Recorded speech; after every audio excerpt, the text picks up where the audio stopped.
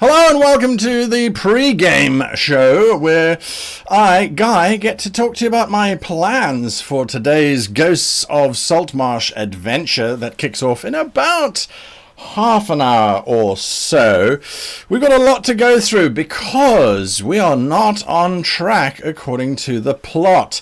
Now, what am I talking about? I'm just going to go there very quickly and show you what we are looking at here.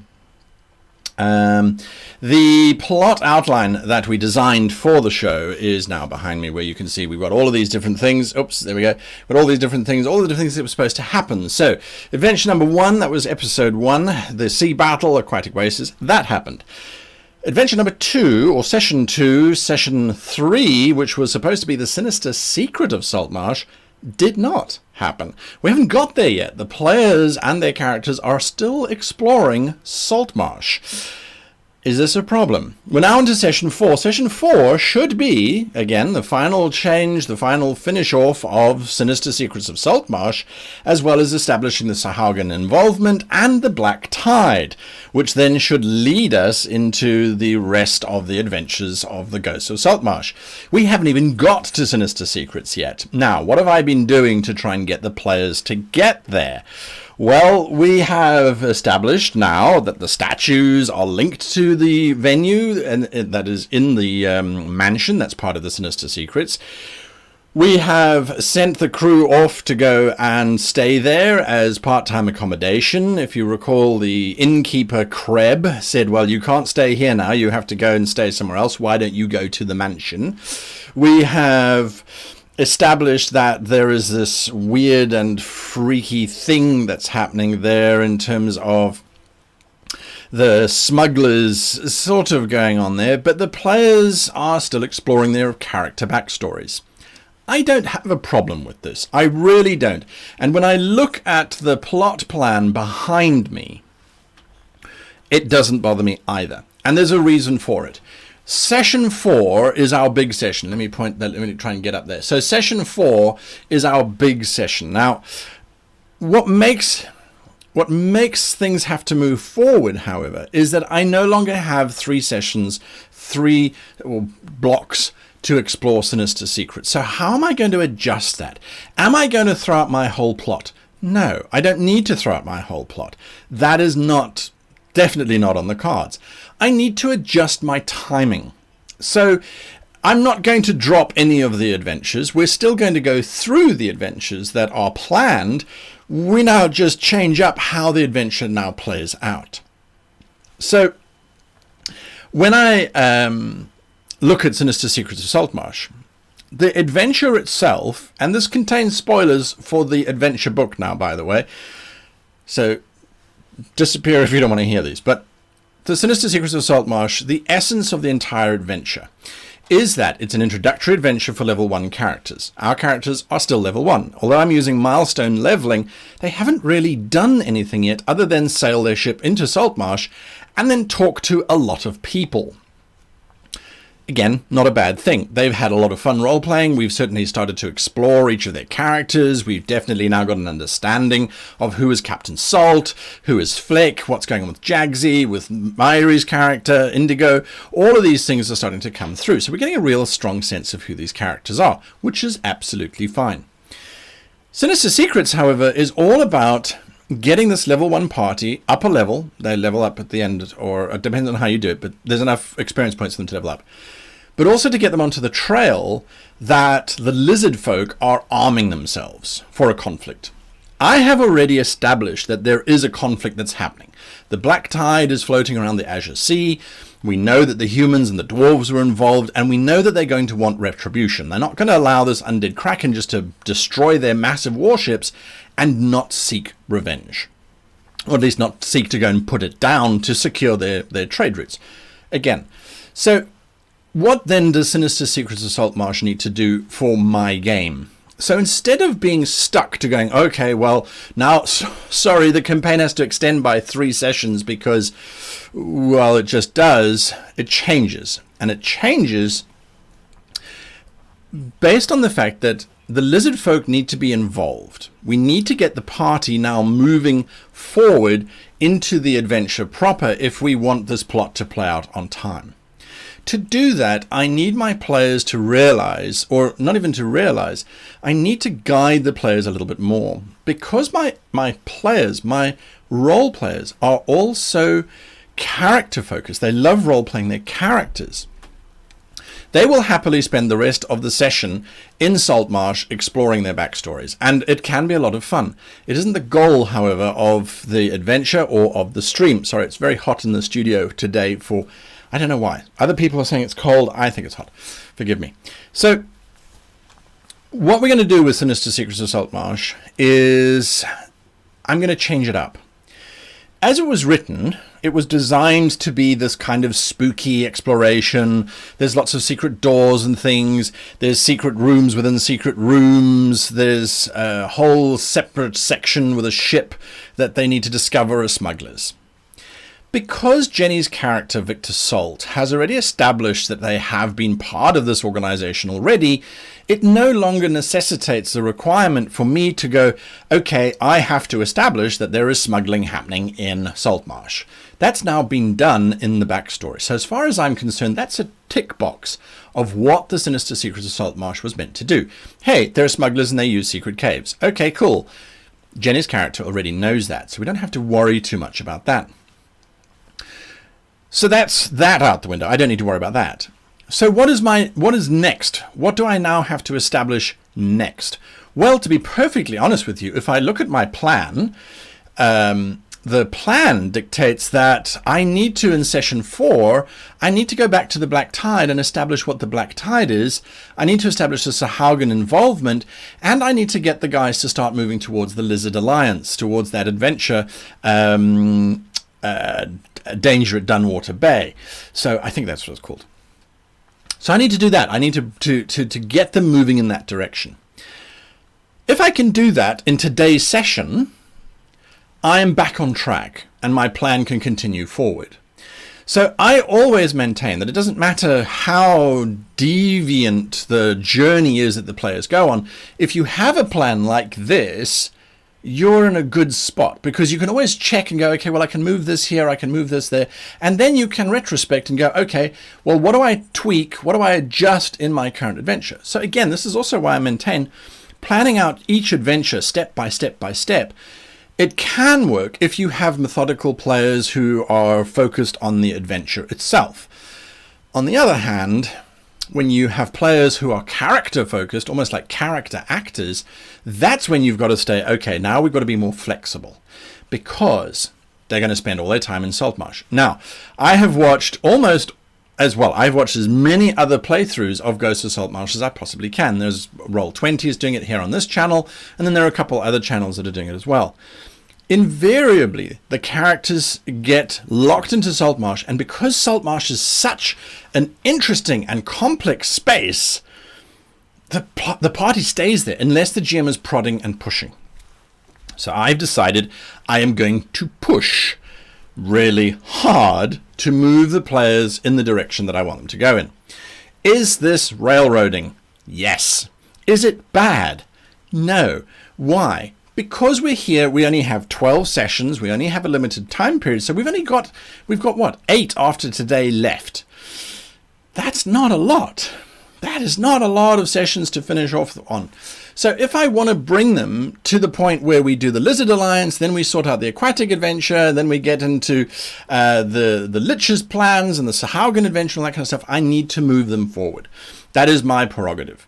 Under normal circumstances, if we didn't have a time frame, I would still do this. Why? Because it's better, in my opinion, for the characters to wrap up an adventure like this in 12 sessions, sit back and go, wow, that was a roller coaster. We went there and we did this, we did this, we did this, we did that, we did this, da, da, da, da, da. Rather that than 12 sessions later, and the players are still exploring the complicated political dynamics within a little fishing village on the side of the Azure Sea. If that's what you want, then that's absolutely fine. But for me, I like the story to flow, and I like the players, obviously, to have agency. So my players are going to have agency. And we've certainly seen the player of Mark, who's playing Flick, have a huge amount of agency, where he's running around, he's causing all kinds of chaos. As is Michael with his Jaggerjaw, who, it was last week, enacted plan number 3, which nobody else got. Perhaps you got it in the audience. I certainly didn't get it. And neither did the captain or Lahuna. So we have these characters, we have these players who are going to do that. So what am I going to do to Sinister Secrets of Saltmarsh to make sure that Sinister Secrets of Saltmarsh is going to work for me? Well, I need to get the guys moving in the right frame of mind. And I didn't do that because, well, it didn't happen as fast as I wanted it to happen. I wanted it to happen the moment they arrived in Saltmarsh, hence the statue being discovered. It didn't happen. Indigo knows about the statue, but Indigo is stuck with Flick, and that slows them down. They're separated. The party has been separated. The only time they were together was when they were on the ship. Then they arrived in Saltmarsh and split off in all different directions. Again, not a challenge, not a problem, but we do need them to get them back together again. So I'm going to get them back together again at the very start of this session as quickly as possible. I've got a story to wrap up with Jagsy in terms of dealing with his Nan, and I've got Victor in the mansion with Gellan, and then we are done. Then we can move forward. I'm going to move forward. I'm going to get them into the Sinister Secrets of Saltmarsh. I'm going to get them into the mansion as quickly as I can. And what I'm changing is the mansion is no longer going to be a passive space. So as it's written in the Ghosts of Saltmarsh, and I can't say this enough, spoilers if you haven't read the Ghosts of Saltmarsh yet, if you're going to play Ghosts of Saltmarsh, go and grab a cup of coffee. But the point is, the Sinister Secrets of Saltmarsh adventure is a fairly passive adventure. Things trigger, there's little encounters and little combats, and hopefully we will get one of those, because I also realized we haven't actually had any combat yet. We're on session 4, no combat. So what I'm going to do is I need to get them to start thinking about going to the lizard folk, and I need to do it soon. I'm going to have the lizard folk having attacked that mansion. In Sinister Secrets, the lizard folk were dealing with the traders. They were getting weapons to arm themselves for this confrontation that's coming with the Sahagin later. I ratcheted that up. I'm going to say, well, what if the lizard folk actually attacked the mansion, not because they were trying to get weapons to arm themselves, because I don't see why lizard folk can't manufacture their own weapons, unless they're buying ballistas and trebuchet and catapults and heavy weapons, which didn't really indicate in the book that they were doing that. What if the lizard folk have attacked the mansion? They're looking for something. What if they, and this was my thinking the other day, what if they've also seen the black vapors coming off of the statues? Now, the original statue, I have established multiple times throughout the last 2 sessions, as a matter of fact, is housed in this secret mansion. I added it to the map. If they attacked this mansion, this mansion on the hill, and they were looking for something, but they didn't find it, what would they then do? Well, the rationale would be, once they have tortured the bandits and things that are supposed to be in there, then they would wait for the boss to arrive. Now, in this case, the boss would be, say, Gellan Primewater, except that Gellan isn't here. He's busy dealing with Salt, who is causing him no end of trouble. So I need their party to go to Sinister. I need them to start going through some of the processes. And because it is a written adventure, I'm going to run the first part as written. In the second half, I'm completely adjusting. The lizard folk are going to be there. They're going to be looking for something. What I'm hoping is that this will allow Indigo to say, but I have the scapula, I can see these things, I have seen these things. Hopefully they're going to share that information with each other when they get back together again, which may be my only slowdown, which I can't really accommodate for, is how long are they going to take to share information with each other and make a decision? I don't know. I can't force that to happen. I have one thing which I can try and do, which is to get them to leave town, but again, I'm not ready to play that card just yet, so I don't want to play it. But I will if I have to. If I can see that this is going nowhere and we're just going round and round and round and round in circles, I will play that card, because we need to move the story forward. Once they have encountered the lizard folk are going to link them into this lizard alliance. And that is going to be the actual link, hopefully, into the next adventure, which is building that alliance with the lizard folk and moving forward. I've also decided to change things up a little bit. Not because the original plot was bad, the original plot stays the same. Genkari is trying to take over the world using his undead army. But what I realized was that this particular group, if I go the political route, the game will become incredibly political as they play through their characters. That's all good and well, except that this wasn't designed to be a political campaign. This was supposed to be an action campaign, believe it or not. There was supposed to be lots of combat and lots of fun adventures on the high seas. Well, that has not happened yet. So what I have realized is that perhaps the Black Tide needs to have something that can defeat it.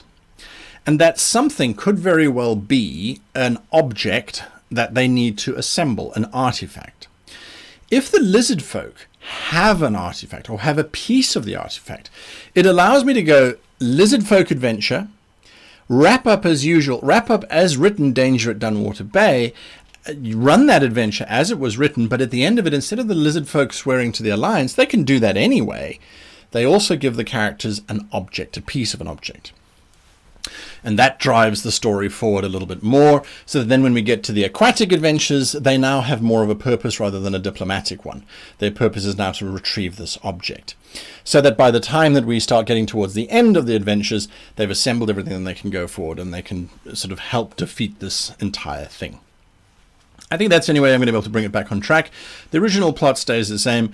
Nothing changes there. And I think that the story remains relatively intact. We've got a few minutes. Are there any questions coming through? If you have questions, ask them now. Otherwise, we're going to move forward on that one. I don't see any questions floating around. So, no, okay. I think I've got it all covered, or you're all asleep, either or. Let's see. So there is a question. It's very far away from me. Hang on a second here. Okay, what if they don't take the bait, says White Tiger 225. Yes, okay, so if they don't take the bait, the whole setup of the first-rate ship, I seeded that originally just to give the characters some starting money, as well as to kind of get them into Saltmarsh in a dramatic way. It's a useful tool, however. Because the Admiral has now arrived with his ship, they've now all gone into the town hall to have this big meeting, which was established with Indigo and Flick leaving and walking past them. What's that meeting about? The Admiral is going to tell Saltmarsh that the King has decided that Saltmarsh is a critical resource and a critical center of trade and operations for the human kingdom. As a result, it needs to be upgraded. Saltmarsh, as it stands, has a very small armory, has a very small sort of military capability. There's not a lot going on in terms of its capacity. So the Admiral is here to upgrade. And he's going to upgrade by building a castle, or at least by building fortifications. And the town is going to pay for it. That's what he's going to tell them at this meeting. It's a difficult meeting to have because we know that Saltmarsh, and this is according to the book, has got three major factions at play. The Traditionalists, the Loyalists, and then the Scarlet Brotherhood, which I'm not going to take into account just yet. The Traditionalists are going to be against this. The Loyalists will support it because they're loyal to the King. What happens if the players don't take the bait? What happens if they meet up again, they go and sit down, and then they start talking ad infinitum about all kinds of stuff that has nothing to do with moving the plot forward? I will then spark a rebellion. And it's basically going to be, if you are a foreigner, you are going to get hacked to death. If you are not a foreigner, you get to stay. In other words, are you local? Hopefully what this will do is this will then push the party out of town, or at the very least it will give us a combat where, oh, I'm Victor Salt, I used to be here. Yes, and you were a smuggler causing issues in our town. So it will be a complete paradigm shift in terms of the entire Saltmarsh story, but it will get something to happen. From there, it might motivate them to go up to the mansion as they flee and escape. If they don't, I will still have the Admiral and his men doing a fallback retreat to the mansion, where they will then call out to their allies Flick and Indigo and Lahuna, who they have now made solid contact with, to join them as they retreat back up to the mansion. They can't go to the first rate because the first rate is on fire, it's surrounded by peasants, whatever the case might be. So there is definitely an option in terms of Okay, you don't want to go, I'm going to burn everything down, so there's nothing left for you to do here. It's a radical move and I don't particularly want to take it, but it is definitely something that is available should that situation arise. Any other questions? Don't think so. Yes, there is. I can't read it from there.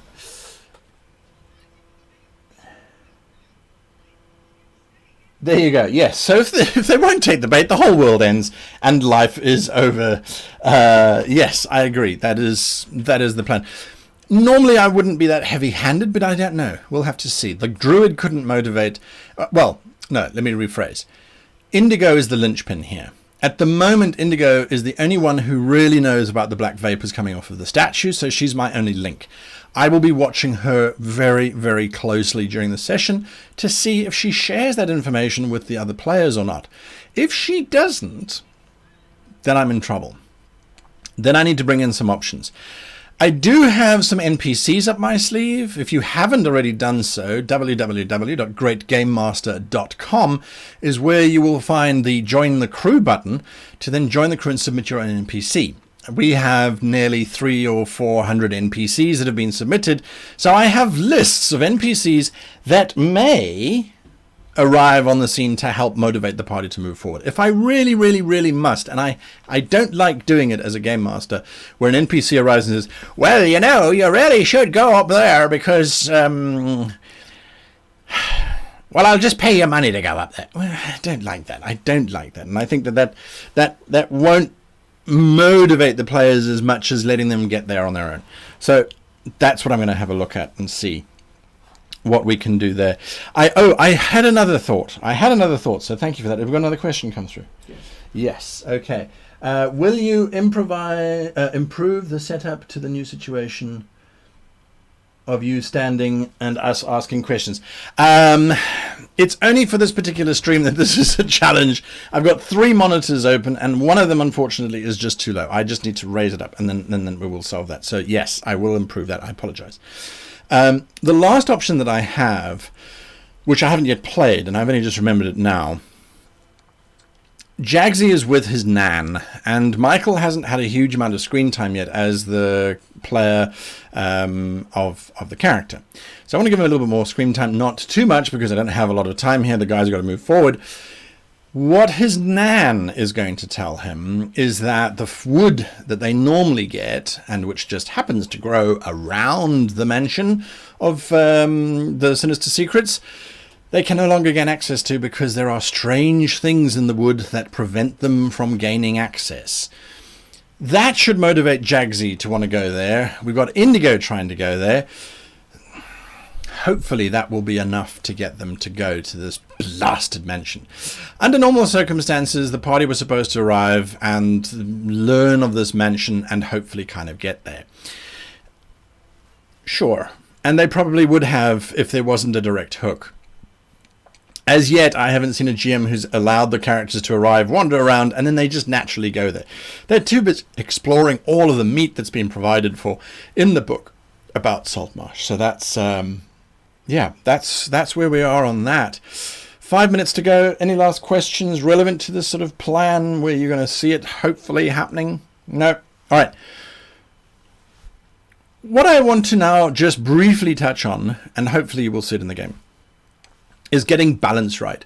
Because the party's been split, we've basically been telling 4 or 3 stories at the same time.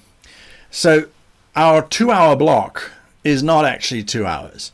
It's little pieces. Once the party's back together again, things will speed up and we'll start moving forward. And I hope that that's something that you're going to see insofar as timing is concerned, because a lot of people keep asking, how do we time our games? How do we plan our games to run on a specific sort of framework like the framework that I use, the plot, adventure, outline? How do we do that? And splitting the party always slows things down because, like I said, you're now telling 3 or 4 different stories at the same time. And because you have to sort of cut away and bounce away, it does slow things down. So hopefully, once they are all united again together, the speed will pick up and we'll be able to move forward. Am I worried about the pacing at the moment? No, not really. Well, not if this was a home game or a game that we didn't have a time pressure under. The characters are now fully explored. I don't think that there is any mystery necessarily around the nature of the different characters. I would like to see more time with Lahuna, unpacking her story a bit more of Jagsy as well. He's quite a complex character. On the surface, he's just a violent brute, but underneath, there's a whole lot of stuff going on. I want to explore that as well. So yes, lots of stuff to explore, to motivate, and to drive us forward. Lots of stuff to think about, I suppose you could say. I have not much else. I think let's go to the holding screen. We're live in 2 minutes. It's when Ghost of the Saltmarsh kicks off. So let's go to the loop. And we'll catch you in 2 minutes.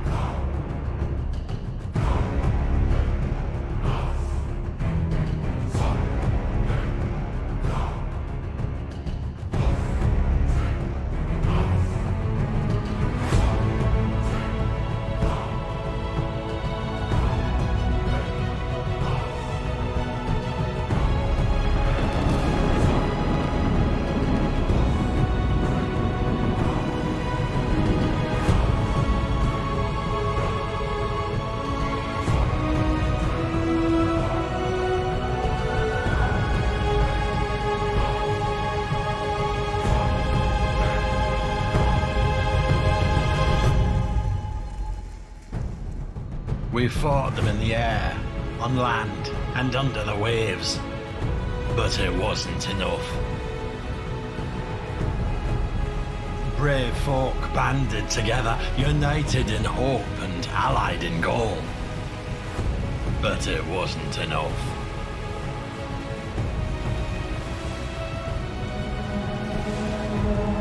The black tide brought with it an evil of terrible power. Darkness sank into the hearts of us all.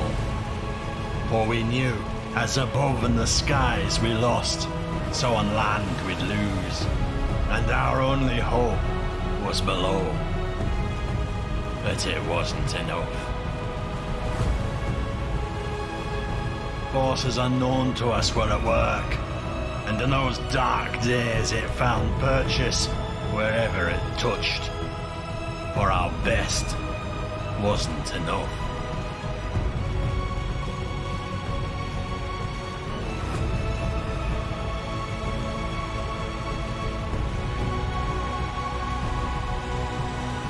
And yet, a single light burns in the dark night, and it might be enough.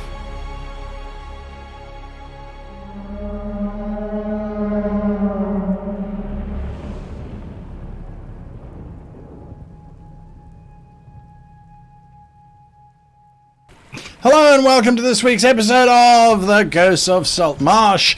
My name is Guy and I'm joined by some wonderful people. But before we get to those wonderful people, we're going to talk about the wonderful people who sponsor and make this show possible. That is worldanvil.com. World Anvil will be sharing all kinds of cool and wonderful stuff about the world on their website, as well as information on the characters. So hopefully those links will come up shortly in the chat. If you want to go and check out the characters, World Anvil has got Heroes, which is Facebook for characters, basically. You can go and learn and read insights into each of the characters. I think you guys are all writing blogs and journals and updates as to what your characters are up to. Pretty awesome stuff. The maps you're going to see in today's show, and in every show for that matter, are all provided by dungeonfog.com. Provider of amazing battle maps and the like. Thank you for those. I do appreciate them. And then finally, our game is hosted on Fantasy Grounds, our virtual tabletop of choice. Fantasy Grounds doing all the rolling for us, doing all the hard maths for us. It's just awesome. It's also making sure that our rolls are all over the place. Sometimes ones, sometimes 20s. Who knows? Nothing. Anyway. So it's a full show. We've got, let's go anti-clockwise today. We've got Myri from Germany. Myri, how are you doing? Hi, I'm great. I'm hoping everyone else in every time zone ever is also doing great. Because we're some people have to get up very early for this. I'm Myri from Orkenspalter TV or Orkleaver TV, and we're doing YouTube stuff and a lot of other stuff around role-playing games, tabletop, comics, everything. And I'm playing Indigo Diomedea. I am the surgeon of the ship, but mostly I'm a druid and weird. And blue, because I'm a And Seer. blue, absolutely, you are blue. Speaking of someone who's not really blue, Janet, how are you doing? I'm really good. I'm Janet from World Anvil, which is a world-building platform and campaign manager. Works for any system. And I'm doing really good. Somehow it's Saturday, so that's coffee day. I've had loads of coffee. Really excited to be here. I hope we've all had loads of coffee because we're all up at weird times. And we're gonna find some plot today. I'm so excited. We're going to go out and find some plot. You found plot. Plot's found you multiple times. It's just everyone's hiding from everyone. Speaking of hiding, Mark from the UK, how are you doing? I'm good, thank you. Yeah, it's going really well. Flick's just, in the game, making friends, solving problems, because that's what Flick does. That's what Flick does. That's true. Absolutely. Captain Salt, you had a long week to think about a very simple yes or no answer. How are you doing? Oh, very simple. You think it's very simple, don't you? I'm doing well. I'm Jenny. I'm from Sweden, and I do a lot of role-playing and gaming everywhere, but not much more than that. Now I'm going to play Victor Salt, the very sort of grumpy captain with a dark past. Possibly not a very much future. Well, there we go. There we go. There we go. At least you've reassessed from last time we were saying, I've got years of life left. Now you're kind of limiting that down again. I think that's a bit more... I was thinking about it. There we go. Jaggerjaw Jagsy, played by the wonderful Michael from Australia. How are you doing, Michael? G'day! Yeah, my name is Michael. Some of you may know me as the Dead Aussie Gamer. I'm a professional game master and role player from Perth, West Australia.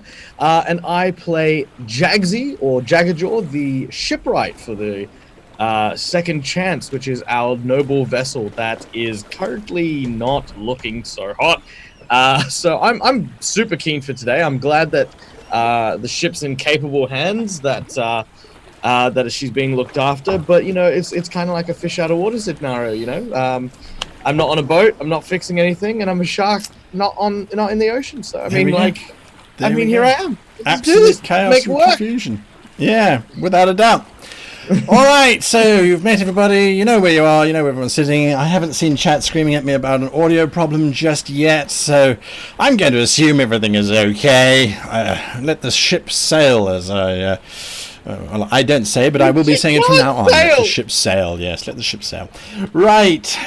Cast your minds back to last week, or yesterday, if you watched the stream on YouTube. Just in case you are not aware, the stream is available on YouTube, both on the Dungeons & Dragons official channel, and then also available on the Great GM channel later on. If you want to attend those premieres, that's where we generally sit and chat whilst the show is running. So get sort of insight and that sort of thing. You can have a look at that. If you don't know what's going on down there, I don't know how to point to it anymore, down there, where it's saying Dungeon Fog, is going through the list of all of our sponsors, the name of the show, in case you forgot what you're watching. Don't worry, it does happen sometimes. There's also a clue down there. Now, what is that clue all about? That clue is about the treasure hunt for Mama Saduk's treasure. You can find the treasure map at www.greatgamemaster.com, and every week a new clue is given out as to where the treasure might be buried. At the end of the show, at the end of the season I should say, you can hopefully find that treasure and submit and win amazing giveaways from Wizard of the Coast, from World Anvil, from Dungeon Fog, from Fantasy Grounds, from us at Great Game Master, as well as from Nerdarchy. So there's just so much stuff going out there. So go and try and find Mama Saduk's treasure if you haven't already. Besides, you get that awesome map as a free download, courtesy of Dungeon Fog and Kaora, who who made it. So there we go. Lots of things going on. Soon wrecked West Ho. Not entirely sure what that means, but I'm fairly certain it doesn't have anything to do with agriculture. Right, so now we slip back into the streets of Saltmarsh. We find, exiting from the little hall, two individuals, young Flick, Indigo, and the muscled giant known as a lad. Where are the two of you going? The town hall is being filled up by all the individuals of Saltmarsh. They're filing in. It looks like there's going to be a large town meeting of some kind. A lad? Do you have anywhere to go? I thought you said I was going to work with you now. Oh, yeah. I thought you said you couldn't swim. You weren't quite sure. This does confuse him now. You can see the cogs have fallen off. Come on, let's go. I'm going to take Indigo and the lad back to the dock where I think the ship is. Alright, you're going back to the dock where you think the ship is. It's not too difficult. I mean, there are lots of docks and things, but there is only one dock with a very wrecked brigantine class ship in dock. And as you start, Indigo, what are you doing? Flick, that's where Flick is heading off. Where are you going? Yes. What are you doing? You following? I think Flick is still holding my hand because he's leading us along like a mother hen leading the children. And I stop walking, and I expect him to stop too, so there's probably some pulling backwards and forwards going on. Flick. What? Yes? I don't think the people in this town are going to listen to us or help us. No, they tried to get me eaten. Why? No, they were going to feed me to that octopus, I think. I think that's what they had in mind. Why would they do that? You're referring to the large... kobold. There's a large glass tank next to the town hall that contains a very grey, angry-looking giant octopus. This Yes. is no. They should feed him other things, crabs, things like that. Oh, No, yes. no, not kobold. No, listen to me, Flick. They're crazy. They live on land. Yes, that one is for sure. They're Now all nuts. They are what? Small, edible things that drop into the sea. Delicacies.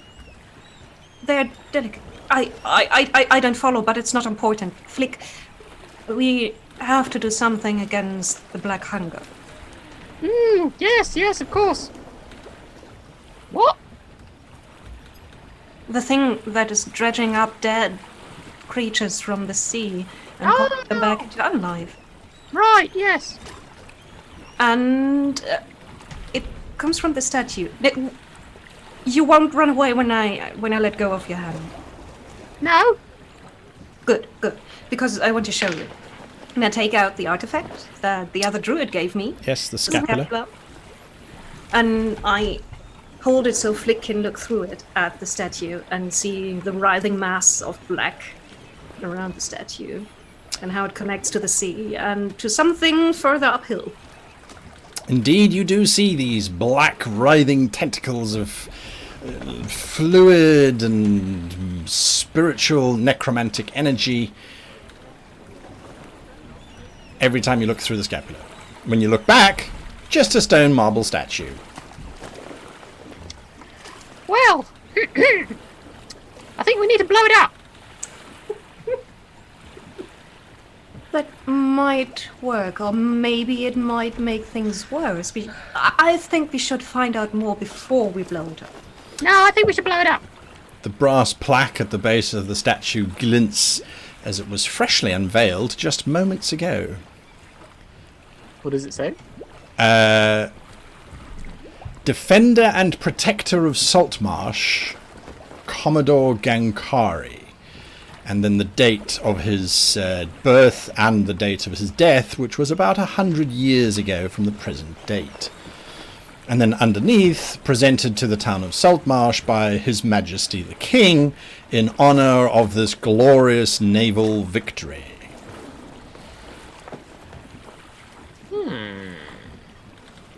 What are you looking at now?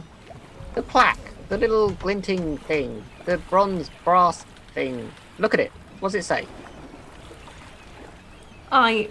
Some big man. Yes, someone Very important. He died. I don't know when he died. I don't know about human years. They're very confusing. 100 years. Oh, is that long?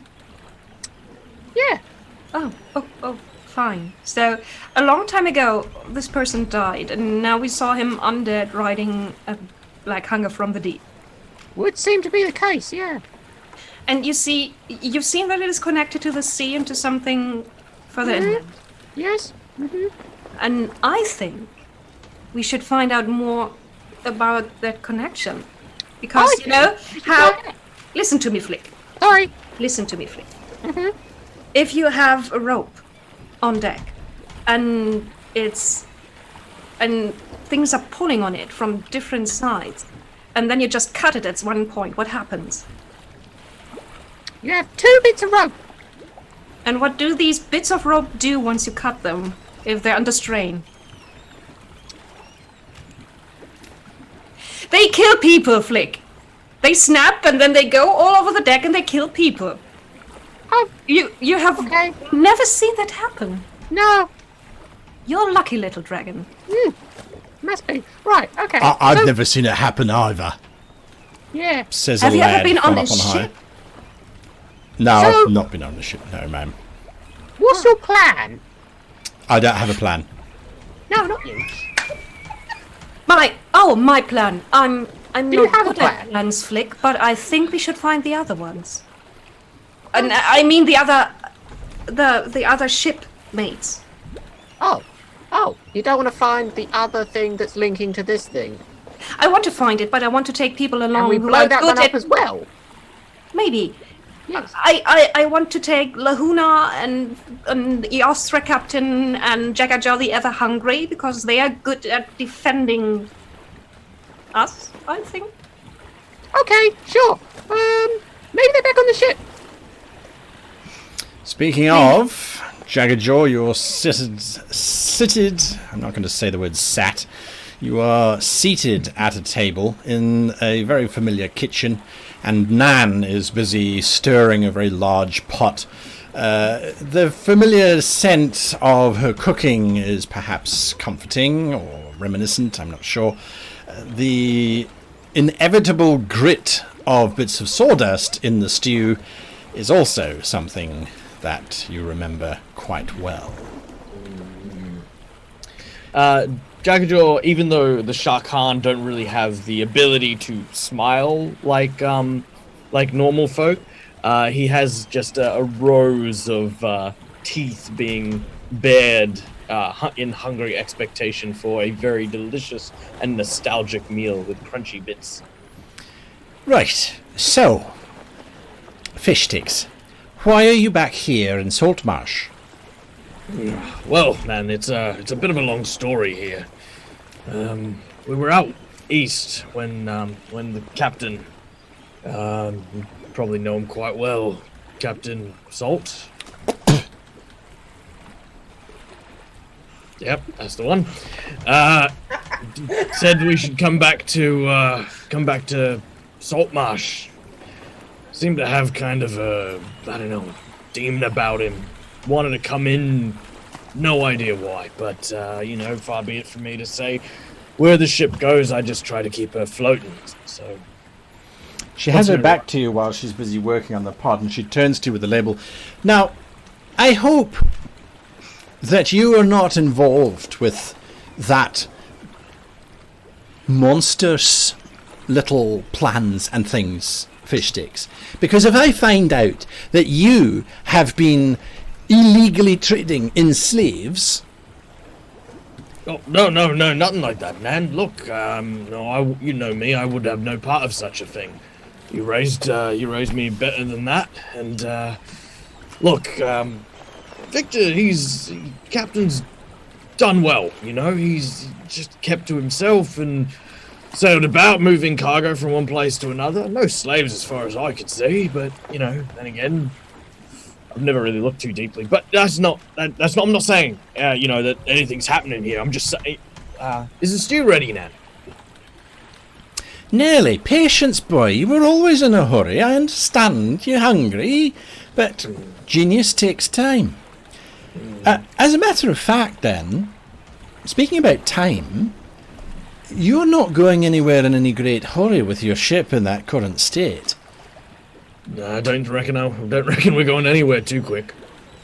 You got some good lads on that ship of yours, sitting about doing sweet bugger all while my crew repairs it, aye? Yeah, definitely. I like to try and keep them busy when they're on shore, though. Make sure that they don't get too gutsy around the middle. Oh, idle hands are reft's work, for sure. Tell you what, I've got a wee problem with supply of wood coming into town, and I could use some strong lads who've got nothing better to do than go and knock heads about. Oh, well, say no more. Earliest opportunity, I'll have some of the boys lend you as many hands as you need. Right. Well, in that case then, just send them up on top of the hill. There's an old forest that way. Mind you go to the right one, not the grove. The grove is definitely not the one you want to send them to. They will all die. That little Weasley halfling is completely out of his bloody tree, if you ask me. Anyway, no. Up on the hill by the old mansion, there's a large collection of very, very, very pristine, if I might say, teak wood, which we need for some of your repairs, but also repairs to that first-rate ship that sailed in. Problem is, all of our foresters don't want to go near the place anymore. So, send your lads in there and get rid of whatever's in there. It sounds like there's some kind of predator of some description or other. It can't be, probably just a badger that's got a little bit of a bee in its bonnet, if you ask me. Well, like a big one? Well, it's not likely to be a large predator. There haven't been any of those around in years, but... Well, to be perfectly honest with you, some of them are saying the ghosts are now moving out of the mansion and are now starting to infest the woods as well. Oh. Ooh. Ghosts, You're not shy of a wee bit of undead, are you? Well, I mean, look, fair's fair, Nan. You can't really eat ghosts, and, you know, all they do is cause you all kind of muck, so... She lifts the pot lid, and she puts it on the pot on the stove. Oh, you can't eat undead. Well, I mean, not ghosts, I mean... right you are, Nan. I'll have it sorted out as soon as I talk to the captain. Right. And then dinner will be ready as soon as you're back, she says. And she sort of lifts the lid up, and this great big gout of warm steam that smells of fresh lamb and various other bits and pieces. And then slam! Don't you have undead to go and sort out? I suppose I do. Yep. Alright. I'll see you tonight, Nan. Jagsy sort of lifts himself up. You can see that there are kind of like these thumbprint marks in the table where he sort of clenched it a bit too deeply. As he sort of stands up and excuses himself very politely. Such a good boy. And he sort of smiles, picks up his anchor because he doesn't bring it inside because there's no anchors at the dinner table. And will then head back to... where do they say they're going? They're heading up to the mansion, so I'm going to head up towards Prime Water's mansion to go meet up with Luna and the captain. All right, that's where you're going to go. Luna, you are in the green room, if you so recall, and you're sitting with Rouge, the unfortunate accident butler. So, well, the thing is, as I was about to say, it's complicated when it comes to salt, yes. But let's talk more about you, he says, and he sort of moves over on the couch towards you. I mean, what brings such a fine fish like you into a bay like this, eh?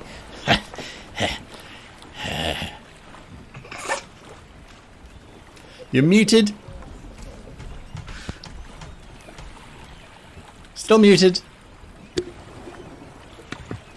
Hot. Am I not unmuted? There you go. Yay! Hey! Sorry, I had to cough, and apparently I just stayed quiet. Good. So, Lahuna's face. Lahuna has just heard that there are 400 pounds of gnomish fire crystals involved in some plan that Victor is also involved in, because Rouge was boasting about this. So, Lahuna's face is pretty much like, because she knows exactly what those things can do. So as he edges over to her on the couch, she sort of backs up and she's like, well, so 400 pounds of gnomish fire crystals, that's a lot of fire crystals. Are you sure it's 400 pounds? Oh, yes. Absolutely, sure. It should arrive There's a knock at the door, and this scruffy young kid comes in and sort of hands a note to Rouge. Rouge kind of looks at the kid as if the kid is breaking his mojo, looks over at you and gives you a very holy grin, and looks at the note very quickly. Oh, merde. Can I see the note? Give me a perception check. Yes! I'm terrible at this. Yay! Good I'm wearing one, right? my lucky necklace, so hopefully. Here we go. Sorry, I've got dinosaurs all over my desk. Here we go. No, that's persuasion. Sorry. Perception. He glanced at it very briefly. It looked like it was a very hastily written note. Not very long, just hastily written. If you'll excuse me for just a moment, I need to tell the boss something. You don't mind sitting here briefly, do you?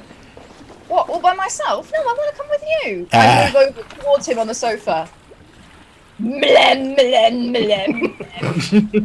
Oh, what? It's quite inconvenient at this point. I'd rather it not do that, but unfortunately I have no control of my arm.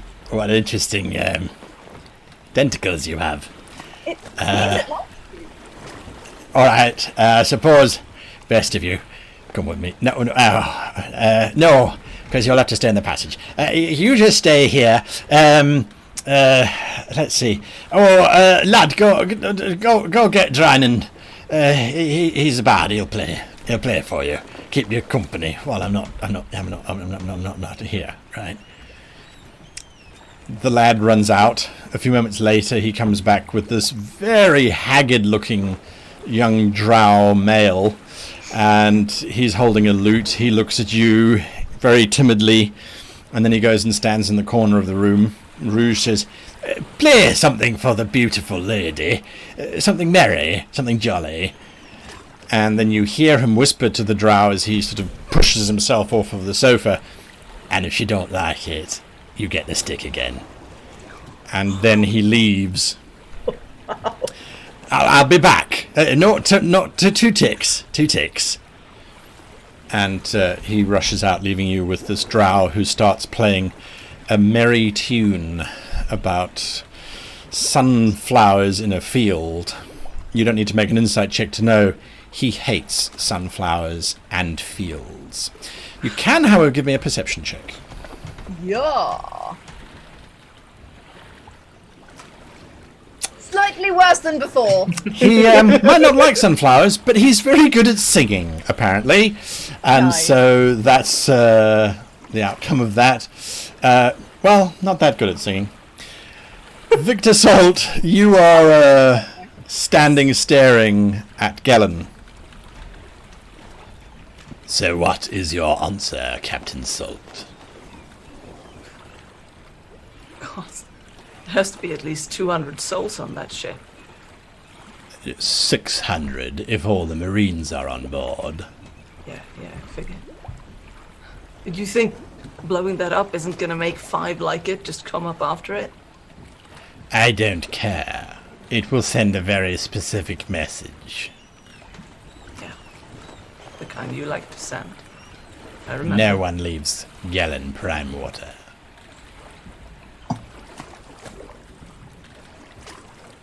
I know. What about the... You don't think we're gonna need them then? In the coming months? Whatever that... I mean, I assume you heard about the Kraken. The thing that tore up our ship and their ship too. Saltmarsh has been here for 300 years. It will be here for another 300 years. There are plenty of other nations out there that can deal with some rogue octopus and its owner. I'm fairly certain that all the tales are those of fishermen, all busy talking about the size of the catch, I'm sure. Mr. Prime Water, sir, I saw it. It was bigger than anything I've seen in my life. It threw. I thought you said we were going to skip all of the usual pleasantries, such as trying to weasel out of my question, Captain. I don't have a choice, do I? Not if you want your pretty crew to continue being a crew for you. At that point, there's a very polite knock on the door. "Come," says Prime Water.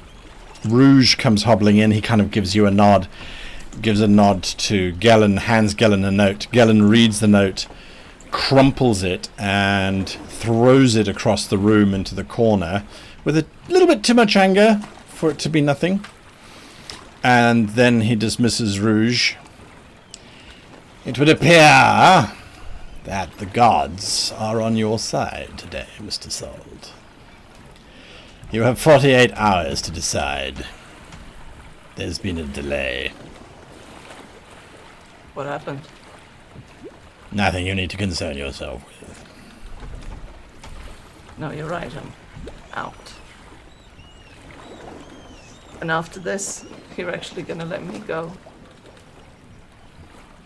I will release you from your duties. You let the rest of the crew go. Considering that they are on my ship now, I suppose. Oh, you don't think that blowing up the first rate would erase your debt to me, do you? I'll find some... Look, if you let them go, after a deal with the first rate, I'll come back. I'll work off the money somehow. Just let them leave. Take my ship and leave. Don't drag them into this. How magnanimous of you, Mr. Salt. How very uncharacteristic of you. Well, I've changed. So it would seem. As long as your mind doesn't change when the time is right and that ship is blown sky high, I don't particularly care. Now, get out.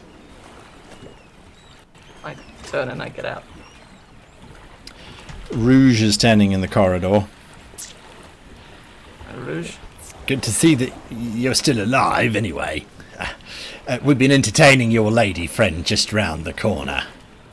No, she hasn't, bothered you too much? No, not at all. She's been very delightful, as a matter of fact.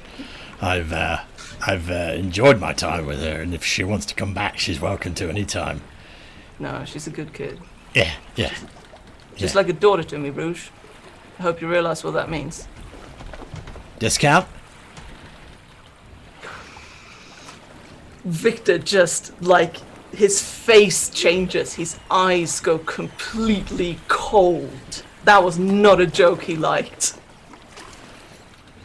He's gone tense. Right, fine. Usual price. I understand. Rouge. This way, Captain Salt, he says as I grab his collar and I pull him in and I say, if you insinuate one more time that I treat my crew like that, I will rip your head off. Alright, fine, no offense meant. I just assumed she was yours. She's like a daughter to me. Alright, I understand. Hands off the merchandise. I understand. Alright, let's go this way. Let's go. Get her, then. Luna, are you saying anything to this poor bard who's busy playing poorly on his music? You've got a few seconds before they arrive to fetch you. Yeah, I do. The minute he takes a breath between verses, I assume there are verses, there always are in terrible songs. Yes. I strike in with, so what do you know about this, gnomish fire crystals then? Persuasion! Before you make that roll, I just want to see what he does. It's a good roll. Wow.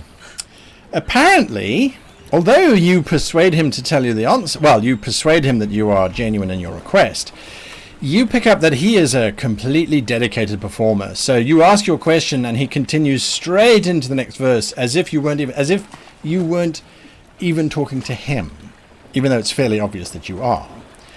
And so he stops in mid-strum. I don't know anything about the fire crystals, mistress. And he continues strumming. So what is it you do here then, apart from the obvious? The obvious being playing the lute, is it? Is that what it's called? Yes, this is drow lute. It's not very popular up above, but it is something that I play for the master, yes. I think it's lovely, but I'd much rather talk to you. You seem like a fascinating person. If that is what you wish, then I will stop, yes. And he stops strumming and stands demurely. So you must hear all sorts of things. I mean, you look like a very smart man. I don't hear anything. I hear nothing. I am just here to play music. But you're a musician. That means you have wonderful ears. Don't you have wonderful ears? I ask, moving a bit closer. Hey, they all think I'm a hoe. I may as well play the part. I've had that like 5 times already. Don't hear anything that I shouldn't hear, mistress. Oh, I'm sure, and I'm sure that you wouldn't say anything that you weren't supposed to say. Except maybe to me. I don't get too close because I've got. What do you think I have heard? I don't know. Maybe something about my friend Victor. He's very misunderstood. His eyes narrow and give me an insight check. Yes. I will keep rolling this thing that I'm terrible at. That's a great idea. That's not too bad. When you mention Victor, his whole form shrinks back and he actually starts to shake a little bit. Yep, that's my buddy. He knows my buddy. He is Definitely back. knows it. Yeah, but you know, Victor isn't like he used to be. Victor's Okay. my friend. I put my hand around the holy symbol of Elise. Elise is a known good deity. Yes. So I'm hoping this will convey that I am good and Victor is with me. All right. I'm demonstrative. I perform. I hope he has changed. He was not nice the last time I met him, if I might say. No, I agree. He was, when I met him, he was very leaky. Then he almost died. And since then, you know, he's been a much better person. I think we should try it with more people, making them leak a bit. I think it helps. But, yeah, so clearly you know Victor, because, you know, that's the telltale shaking of knowing Victor. It's okay, it's cool, I get it. He used to be a bad man, now he's a good man. These things happen. So, you know, is there maybe anything going around with Victor? Or, like, maybe anything... Maybe you heard the name? Apart from Just me. that he has come back into town and that Gellan is very unhappy with him and that there is something special planned. You wouldn't know what that was, would you? No, but there is a section of the mansion here which we're not allowed to go into for the next 3 days. I don't know why. More than the usual areas we're not allowed to go into anyway. Where is that? We're not told why we're not to go anywhere. We're just told you do not go there. Where? Where is that? It is the level below the house.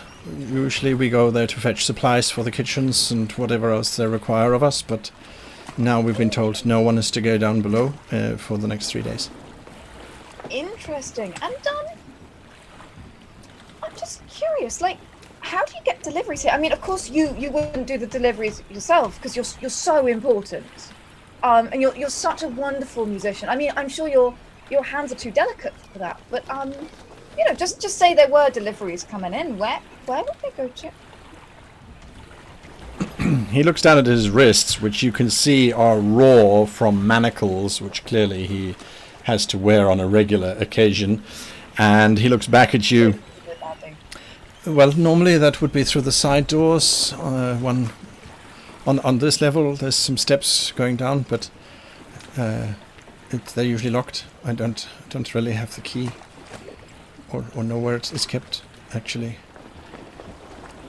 you do know that I'm not on my own free will here, yes?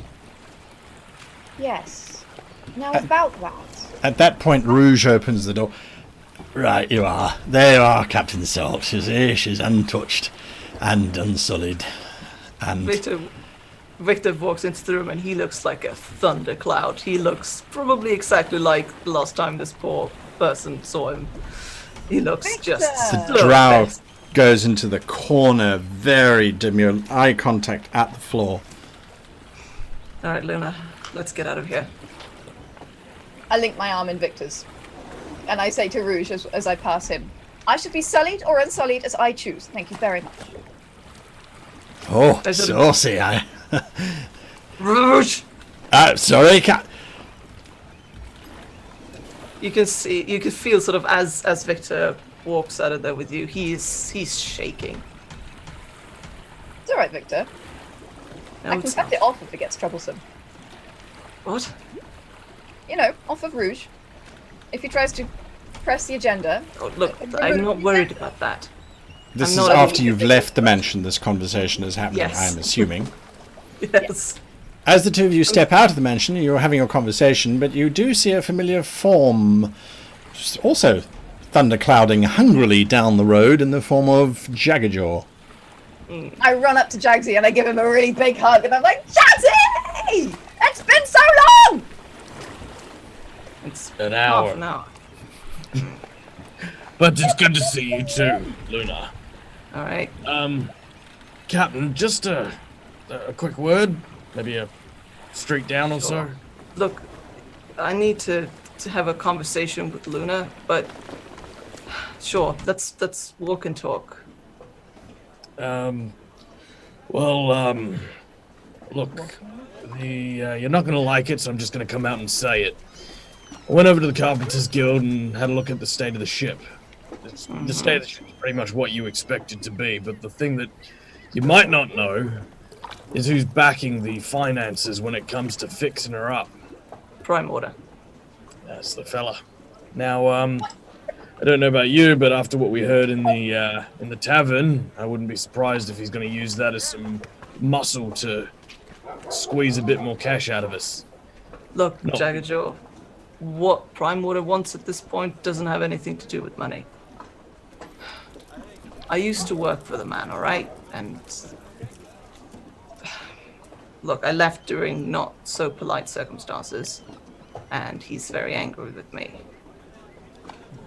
All right, Victor, you and I need to have a sharp talk about what bad past actually means, because I feel like you buried the lead when we had a chat earlier. However, I told you when we first met that if you knew who I was, you would not be saving my life. and I told you that I was going to save your life anyway, because you were the only damn one left, all right? Yeah, right. It was I'm you feeling or a nobody. bit like a third wheel. Look, Do you want me to Jaggerjaw, go look. find Flick in Indigo, and I'll Look, meet please, you? we'll meet you back at the ship and we'll talk through everything and I'll tell you what I need to tell you. And we'll join you there, all right? Aye. All right. All right, We'll thank see you you. both there. Pat his Thank you. shoulder. Jaggerjaw very awkwardly excuses himself from the conversation. Bye, love you. Flick and Indigo, you are walking down the dock when you can hear the chef screaming at somebody, and the poor old quartermaster trying to calm him down, and the deep voice of the third mate trying to calm down the quartermaster. And it sounds like Bethany's just screaming randomly into the noise because it's chaos and that's what she likes. And there's this little bouncing blue bullet heading towards the two of you. It's definitely Morley, the Seabold deckhand and helmsman. Muted. I run up to Morley saying, What's going on? What's going on? You tell me we're not allowed back on our ship! What? I run over to the ship. Well, you run along the docks, and there are these very large, burly-looking individuals standing right in front of the gangplank leading up to the ship. The entire crew of the Second Chance are standing on the dock, busy shouting various things. But these two individuals, they look as if they are half-orcs, or possibly just orcs. They don't look like they take too kindly to someone trying to get past them. Who are you? The orc looks down at you. We are here to protect Mr. Primewater's investment. Oh, Mr. Primewater's what? The vessel now belongs to Mr. Primewater. No, it doesn't. You will have to take that up with your captain. The other one kind of goes, take it up with the captain. oh. What yeah, is that's funny really about funny. that? Explain that joke to me. Why are you laughing? Well, your captain owes quite a lot of money to Mr. Primewater. Seems that they exchanged the ship to pay off some of that debt. Indigo. No, Essen would not do that. Indigo. Captain Yes? Salt. I can explain the joke to you. You see, it's very funny because these two are just making a joke. If they don't move, I'm going to kill them both. No, that wasn't the joke that we were making. Is, It was. Shut up. is it not, Flick? Is that not a bit extreme? Is it not like you're weighing an ounce of gold and you put a big stone on the other side? You know, out of balance if you just kill them for being a bit rude. Yeah, I do have to say, Flick. This is a lad talking. It wouldn't be legal for you to kill these people. No. Would it be legal to push them into the water? Can I just cut the legs off? No, you can't just cut their legs off, Flick. That's not very nice. Do they need them? Do they need them? Do they need their fingers? Do you need your fingers? Do you use them a lot? The half-orcs look down at you. Take it out with your captain. Or you can wear your spine as a tie. You choose. Ooh. Well, that wouldn't really work because I wouldn't have a neck. But yeah.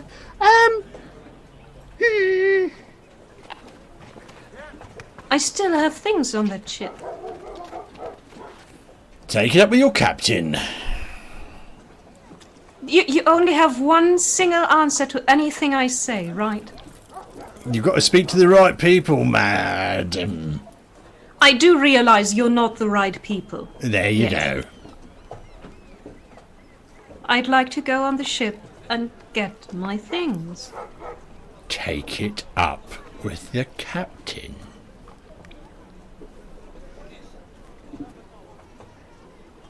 Flick, do you think we should talk to Victor about this? You know, I look at the half-orcs, Victor Salt. That would be the previous captain of the ship. Oh no, Poor Essen boss. is still the captain of this ship. The ship won't have anyone else.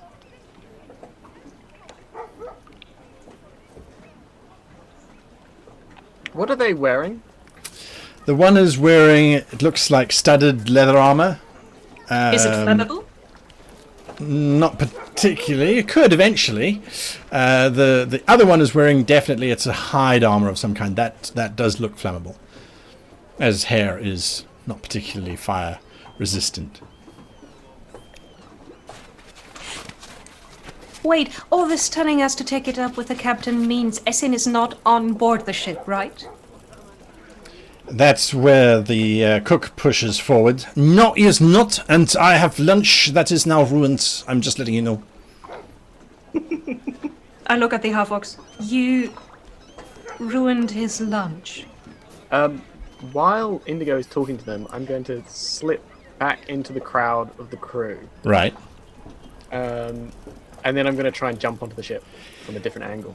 So there's a little bit of a challenge for you. As you slip back into the crowd parts around you like a very famous sea, because you're being followed by a lad who just plods behind you. And since a lad is just a brick wall of muscle, the crew parts around him. A lad? Yeah. Could you wait here for just 1 second?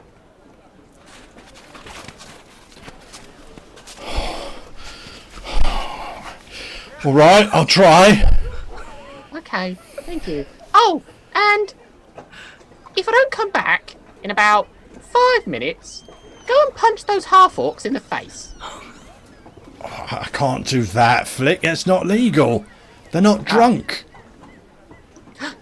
Go and get a drink, make them drunk, and then punch them in the face. After I've waited for you for a second. Yeah, it's a bad plan, I know. Alright, just wait here. I'll be back in a minute. Okay. Is Morley around? Oh yeah. Hopping, looking, watching Indigo. I quickly run over to Morley. Hey, Morley, Yeah, what? can you pretend to be me for a second?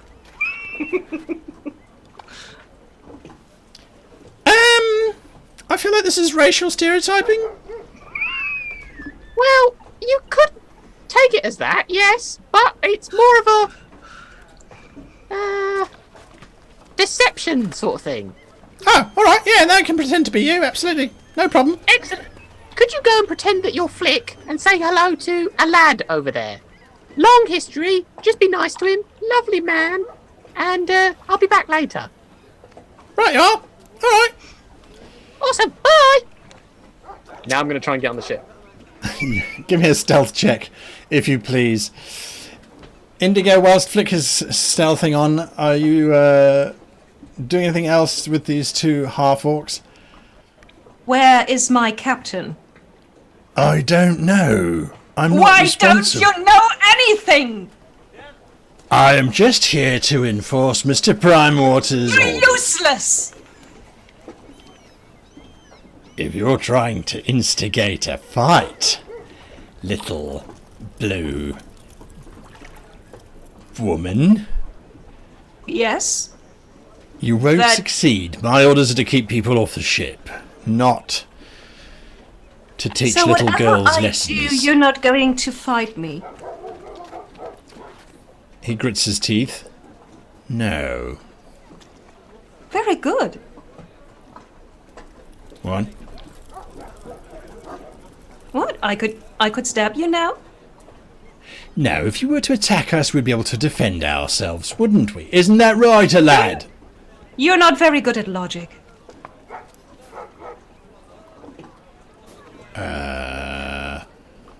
I will make do without my things that are on the ship, but I warn you, don't keep the cook away from the food for too long. It is already too late. I have already abandoned that meal. It is no longer worthy of my name. Don't worry. I appreciate the efforts, Indigo, but I am done. That's it. I'm out. But we need something for Jaggerjaw. He gave me his snack, and he's going to be very, very hungry. Well, when that shark comes back, he can deal with these individuals. I have washed my hands of this entire situation. It is... I cannot work under these conditions. You can give Mr. Salt my letter of resignation, except that it's on the ship. Is it not? Yes. I no longer work for this piece of wood. It is done. If I cannot have access to my kitchen, then I am not a chef. Piece of wood. Why is everyone always being rude to the ship? I don't get you. No, Jeez. apparently no one gets me. I don't have a kitchen to work in. This is not an acceptable situation. So, I will be elsewhere. And I where? will be cooking in one of these local cookhouses. You're not going to be happy there, you know that. I at least will have a pot in which to cry in, he says as he turns and starts mincing down the deck.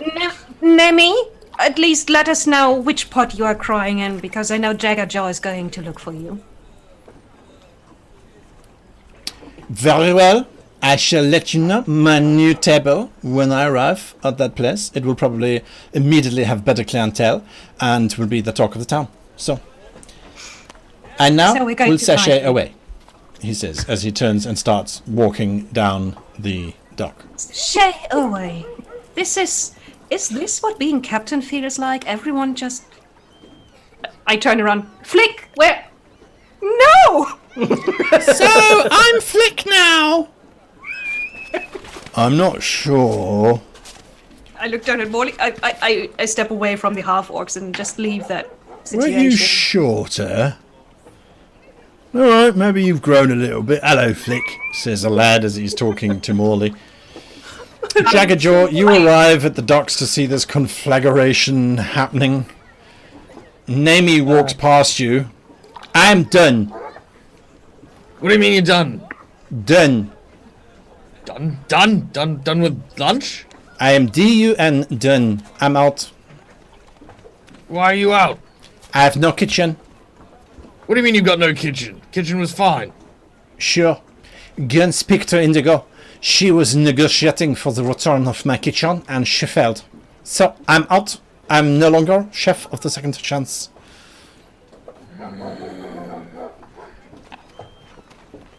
Don't go far. No, I'm a gnome. I cannot go far. It is a limitation of my species. Besides, where would I go? To the dwarvish settlement at Kandar? I don't think so.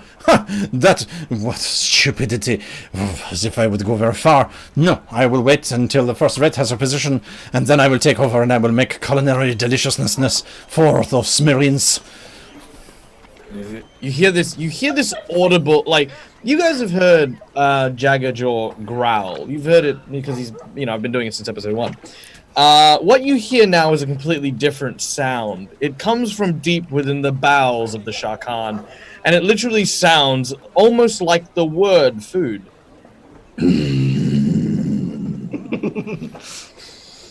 Your stomach Jaggerjaw is no longer my problem. I'm now going to sashay away.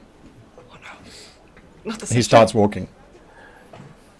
Is he at least sashaying? It looks like he's trying to dislocate his hips as he swings from side to side, trying to look as if he just doesn't care. Tens across the board. Jaggerjaw is somewhat accustomed to his sachet, but does not like the idea of the implication that we've lost the kitchen somehow.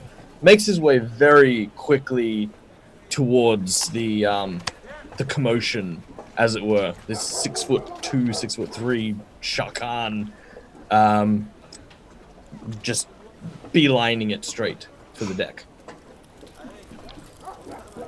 Indigo is leaning down to Morley and...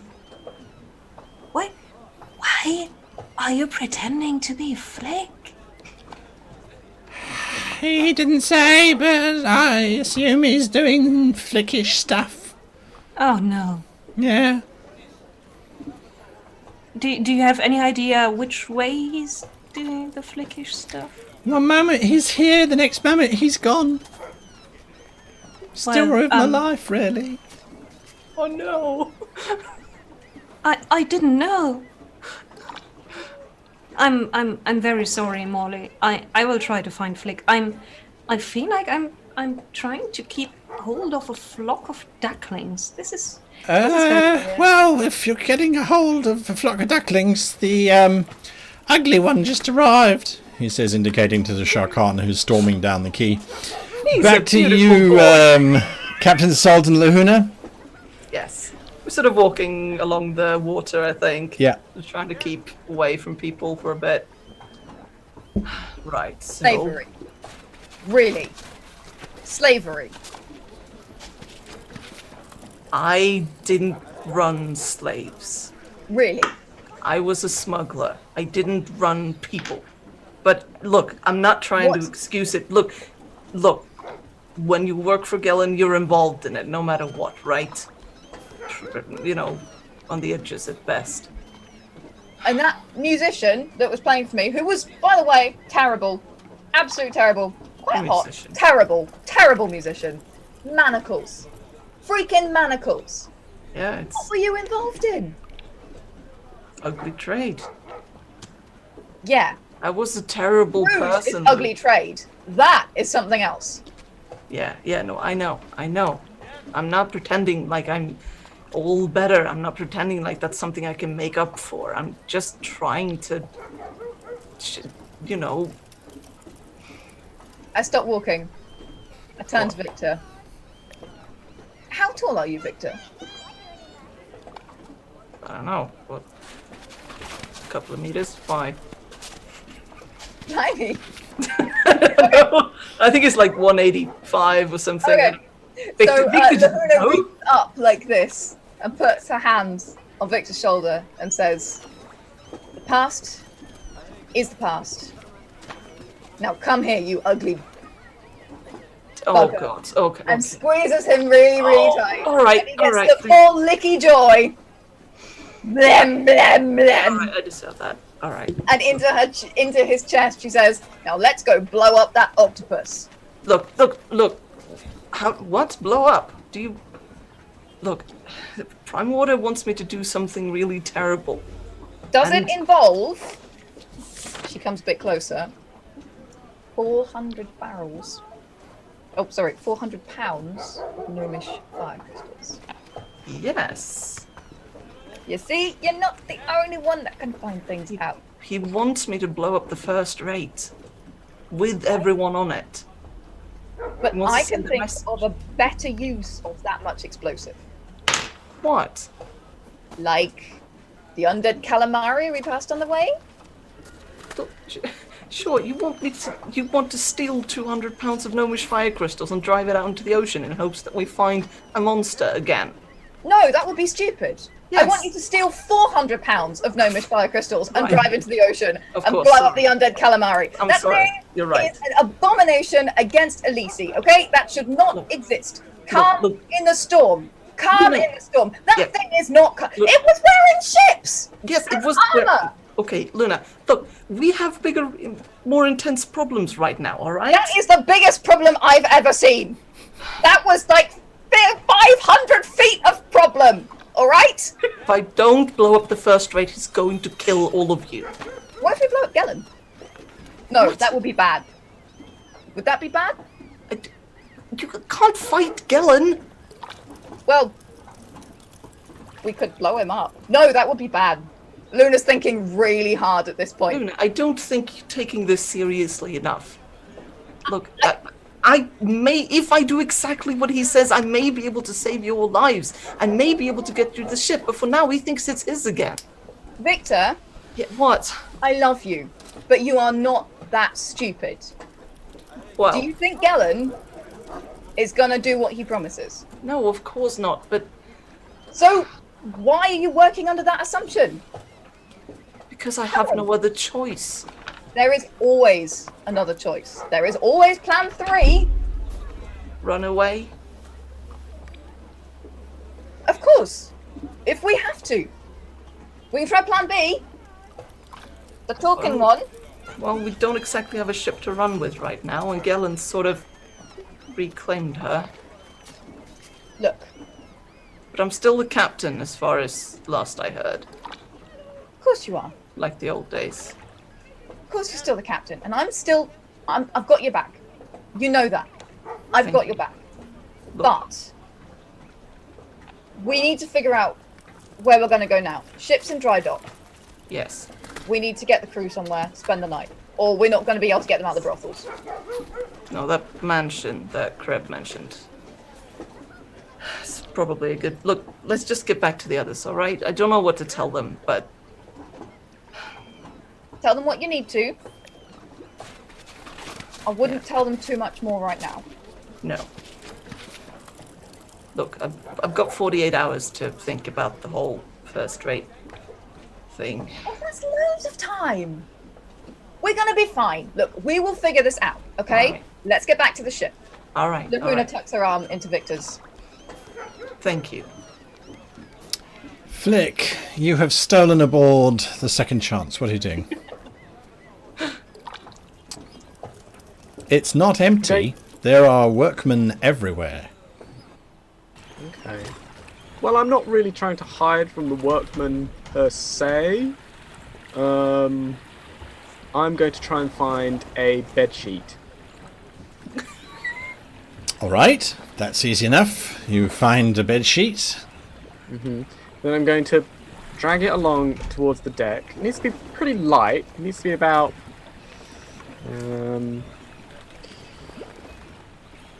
yeah. About 10 pounds. Bedsheets doesn't like... Oh, bedsheets. no way near that. No, no, no. No, Okay. absolutely. Good, okay. Now, then I'm going to sort of drag it onto... I'm going to make sure the half-orcs can't see me. I'm going to hide somewhere on the deck. Oh, that's easy enough. They're both watching Indigo intently. Okay. Then I'm going to cast Mage Hand underneath the bedsheet and create a ghost with the bedsheet. All right. And and then I'm going to make spooky noises and then say, It's the ghost! It's the ghost! Woo! Woo! just make the Mage Hand do this. Give me along a the deck. give me a performance check, if you please. Well, we had a lot of Saltmarsh finally. We get ghosts. The one half orc turns, looks. That's not a ghost, that's a bedsheet. The other one goes, "No! It's the undead from the oh no!" And he starts legging it. The rest of the crew There's a range. Some stand there. Bethany steps forward with her arms open. "I'm here for you, spirits. Take me now," she says as she walks forward. The rest look up in panic and they're like, "Ow!" And there's just this charging away of the majority of the crew. Indigo, would you give me a perception check, please? Sure.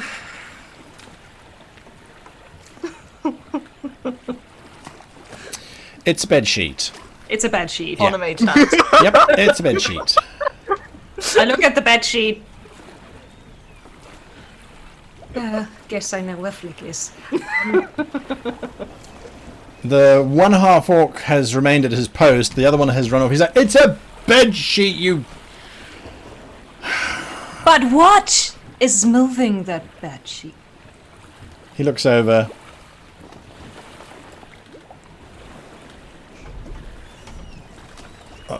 Wind? I don't know. Sometimes I make the spirits bedsheet take stop. corporeal form by using whatever is around them. And come towards the half-orc.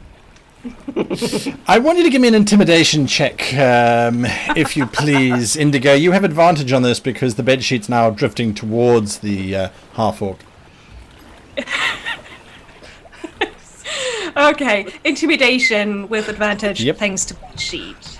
Okay. The half-orc looks from you to the bedsheet, looks back again.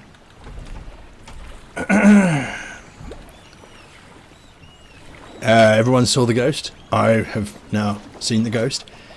I need to go and tell my employees that there's a ghost on the ship. So, I'm just going to go and do that quickly whilst yes. So he very slowly walks down the docks. He looks up at you, Jags, as he walks past. There's a ghost on that ship. Do I hear? It's obviously a very tormented soul. Very tormented. And then he thunders past. Jagsy's going to, well, once he's sort of taken off, he's going to sort of storm onto the ship at this point. Right, you do see Myri standing. You don't see Myri standing there. You see Indigo standing there. Myri, what are you doing here? Hey! All the way from Germany. You get onto the How ship. was the flight? Yep, I get onto the ship, and with one hand, I'm just going to wrench the bedsheet out of the air, and I see that the Mage crew hand. and let me just put everything together. I'm the bosun, yes, shipwright, looking after the ship. Everyone on board the ship, besides those two thugs, were working to repair the ship. Yeah, they're now all hiding in one of the rooms. Which has now come to a grinding halt because Yes. of that bedsheet, which I recognize from the sound of Flick's voice impersonating a ghost, is now our ship reaching a standstill in repairs. Flick, I'm gonna look for Flick. Where are you? Where are you, you tiny little time waster? If I find you, I'm going to take you, put you into some deep fried licorice, and just make it candy. I'm going to use the mage hand to stroke Jagsy's face. And just say, because I'm assuming he can't see me yet, so I'm just going to say, Oh, there. It's okay. Indigo? Indigo walks over the plank to the ship and she puts one hand on Jags's shoulder and goes, "You're looking for him to thank him for getting rid of them, right?" Getting rid of who? I just got here. Oh, the guards. There were people who claimed that the ship now belongs to some prime water. My left fin, he does. Exactly. And, well, Flick just got a little bit creative getting rid of them. Where are you, little dragon? Well done. hand up. I will now get my things, and maybe you can tell Naomi that right now his kitchen is. We've got some things. Come We back. got some things to do first. Just before Where you are head. Oh, I'll and address- he claims that he made food, and he also claims that it's ruined now. But we all know what his standards are, so probably you can find food in the kitchen right now. Yeah, I'll get to that. But first, at this point, the crew, the people that were working on the ship, they're hiding, right? Yeah, they all kind of clustered into the back of the ship. I basically yell out, "Oi, you workers, get out here right now!" They all assemble. I hold up the bed sheet. I eat it.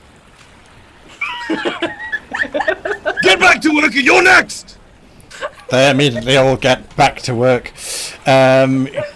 Captain Salt, you hear Jagsy shouting at these poor workers as that's a good sign, at least. they're calling for something to happen. You guys are arriving at the ship, Lahuna and Captain Salt. We What didn't do you get guys do? the guards running past as they land. You did see this rather large group of individuals rushing past at speed, yes. Some of them were your crew members, some of them are guards, some of them are dock workers who overheard what was happening, and some are just kids who are running because it's fun. Alright, fair enough. Lahuna's like, Jagsy was made for middle management. As we hear him yelling, I'll eat you next! He's a good kid. Yeah. Let's just get on the ship and find the others. Let's do this. All right, you get onto the ship. Everyone sees the captain and the first officer arriving. Captain and first officer on deck. Alright. Hi, guys! Lahuna, Ayostra Captain. Someone was here claiming that the ship now belongs to a man called Prime Water. No, don't worry about that. Don't worry about it. I'm still the captain.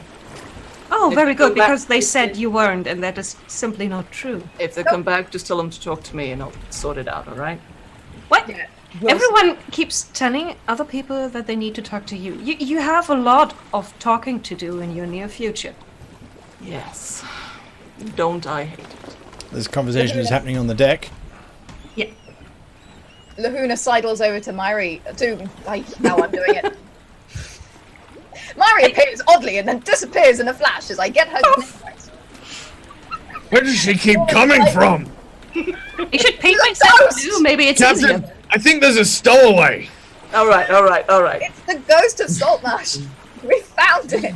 Ah! Lahuna sidles over to Indigo and says, Indigo, how are you doing? Oh, also, guess who wants to get you out for a drink? Those were two questions. The first one, I am doing fine under the circumstances, and the second one, I have no idea, and I don't intend to go out for drinks with anyone because we have to take care of a lot of very important things that might doom us all, and the city and the ship, most importantly. Alright. Oh, yeah, that. But, I'm poking her in the shoulder like this. Tarquin likes you. That. Tarquin likes you. Who was Tarquin again? The meat one that fell from the sky. The meat one? Yeah, the The meat one that man. almost died. Yeah, that fell Oh. off the flying horse. Oh, no, I thought you meant the flying horse. No. I mean, if you caught the eye of the flying horse, we'd be having a different conversation, honey. Well, it doesn't matter, and I don't know why you bring it up right now, because, how do I tell you? Now, I can show you. I get out the magic scapula again. Oh, what did Are you picking up find? bones That's now? really dirty. Lahuna, you can give me a religion check. Oh, yeah. Good source of calcium, Bones. Don't eat that thing. We don't know what that's been. You really don't want to eat anything you found on the ground in Saltmarsh. That's a Wow. good basic No rule. things! You know things. This is Stop! it is definitely a scapula of probably an elk or something similar, but inscribed upon its surface there appear to be several sigils dedicated to Helva, the god of nature. That's my god. Yes, You probably know that. I do. I mean, you'd know about it anyway, but... Lahuna says, I remember something! And she grabs the scapula and she holds it up like this. And then she goes... As you do that, you see through it, and you just happen to be looking in the direction of the town. And you see this large black rainbow stretching out towards the ocean and then towards the top of the hill where there is a old-looking structure surrounded by a forest.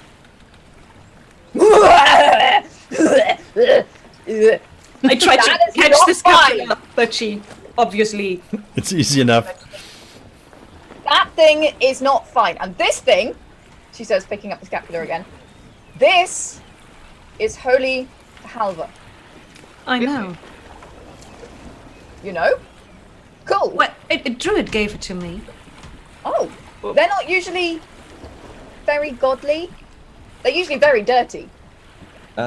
Jagsy will reach over and sort of gesture to take it from Lahuna. Oh yeah, here you are. Don't eat it. No eating. We need this. It's important. No munchie. Yep, you see the same thing. That's not good. Give it to Victor. Victor needs to see this. Captain? I really don't want to know about anything else. If anything else is going on, I just... Well, funny you mention that. You see that big house up on that hill, Captain? Yeah, that's the one that... that's the one Kreb was talking about, isn't it? Yeah, that's where we're staying. Aye. Well, I figured it might be a bit of a coincidence, but talking to some of the carpenters in the guild, we need some of the wood from up on that hill sorted out. They asked if we can get some of the boys to collect it, but apparently there's some pretty strong rumors about them being some undead up there. The place has been... There's been rumored to be haunted for years. Oh, well, take a look at this, Captain. You're definitely going to think twice about those rumors. What kind of undead? Are we talking the... Black rainbow. Are we talking like the drifty, sad, quiet ones, or like the meaty, flaky, angry ones? Probably the inedible ones. Oh, but they're just... I don't know, you see them in the sea sometimes, they're just a bit wet. Floating along. Nonetheless, it ain't going to change the fact that we're going to need to go up there and clear it out so that we... You take that back, Indigo. I'm not holding on to that. How do you clear out ghosts? I mean, I know, obviously, because I'm a paladin, but, you know, I'm just saying if anyone else has, like, any ideas. I take my anchor and I say, I could bust them. Aren't they a bit non-corporeally?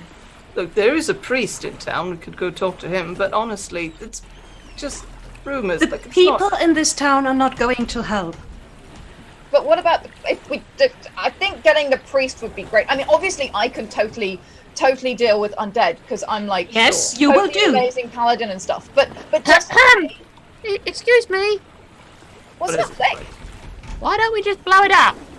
Flick, we're not going to blow anything up. Why? Because you can't use blown up wood to fix the ship, Flick. Yes, and we need How about everyone? How about we just go there and take a look first? Yes. You do that. Backup plan? Blow it up? Flick, no. Let's call that plan 4. Can we talk about which plan is what? Because I forgot.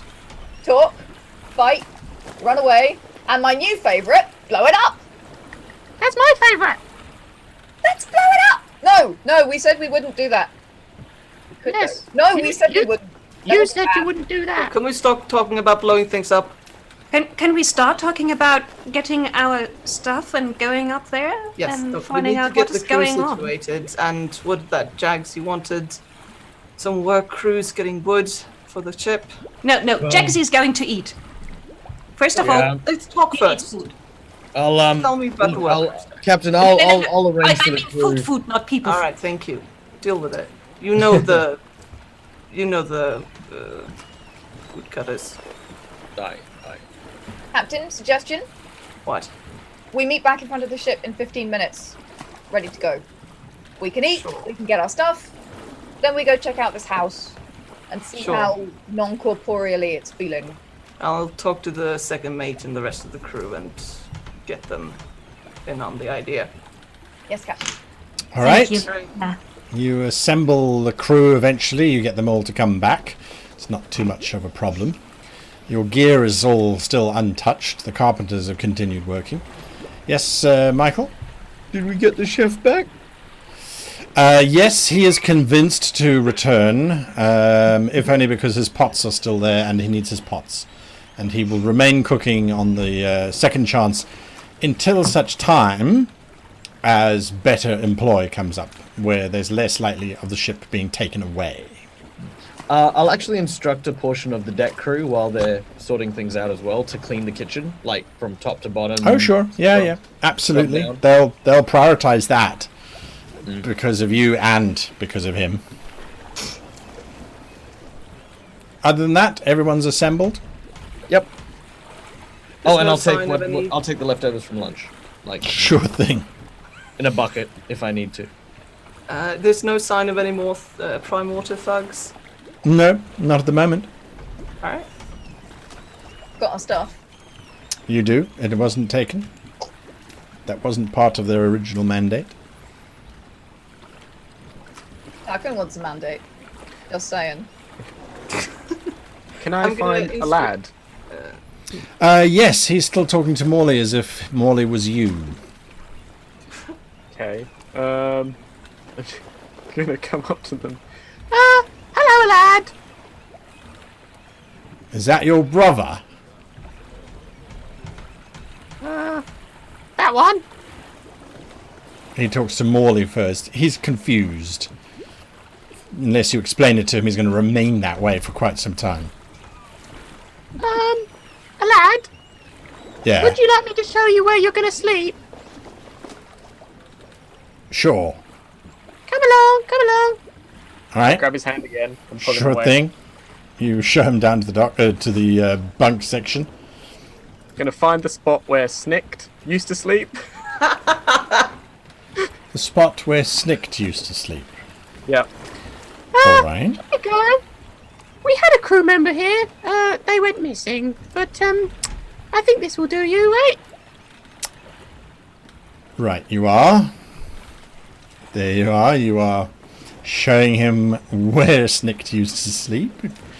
He looks at you. Oh, all right. Yeah. So yeah, just follow orders from the captain and the other people that look important, and they'll tell you to do things, and you'll get paid at some point. I don't know when. You lose track of time, but yeah, it's a pretty nice job. You get fed every now and then. Yeah, have fun. I'll see you soon. I'm gonna go do some things, and yeah, goodbye. And then a run off. Oh no. As you're leaving, you just hear, "But I don't know how to swim yet." Oh no. As you get back up onto deck. Oh my heart. I'm gonna instruct the sort of second mate, whoever is left in charge of Sure. the construction. I'm gonna instruct them to, if Prime Water's thugs come back, to tell them that I'm still the captain.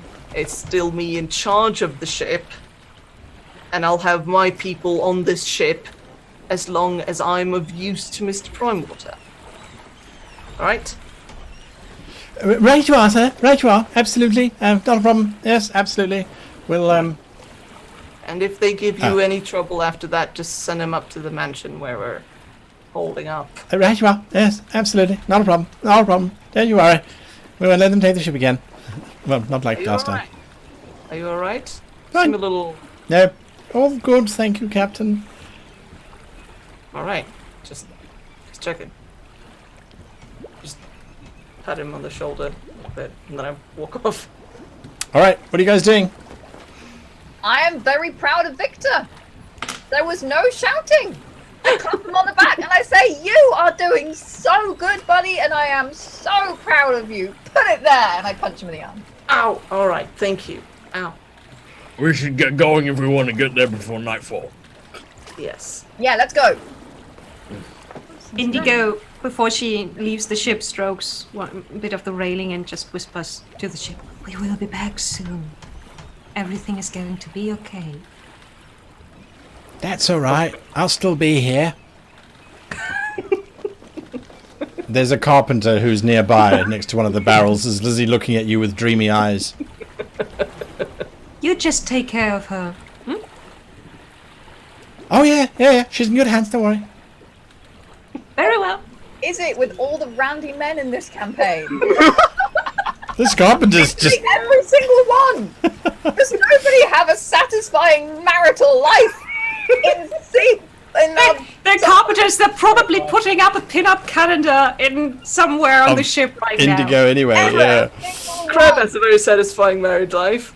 Who does? Good man. Crab does. Yeah. Crab does, yeah, with Maureen, We who's stand terrified of. for All right, you start to make your way up the hill towards this old ruined house, and you start to get a sense of it being rather lonely, as a matter of fact. The road winds past the old church that overlooks the bay, and eventually you arrive at this broken stone wall which would gain access into the mansion itself. It's a big double-story thing. The roof seems to be in disrepair. You can see the walls, the paint is peeling off. There's a general gloominess about the entire space as well. There is, however, something moving in and amongst the ruined wall. I'm going to share the map with you now. I'm just going to pop you down on it.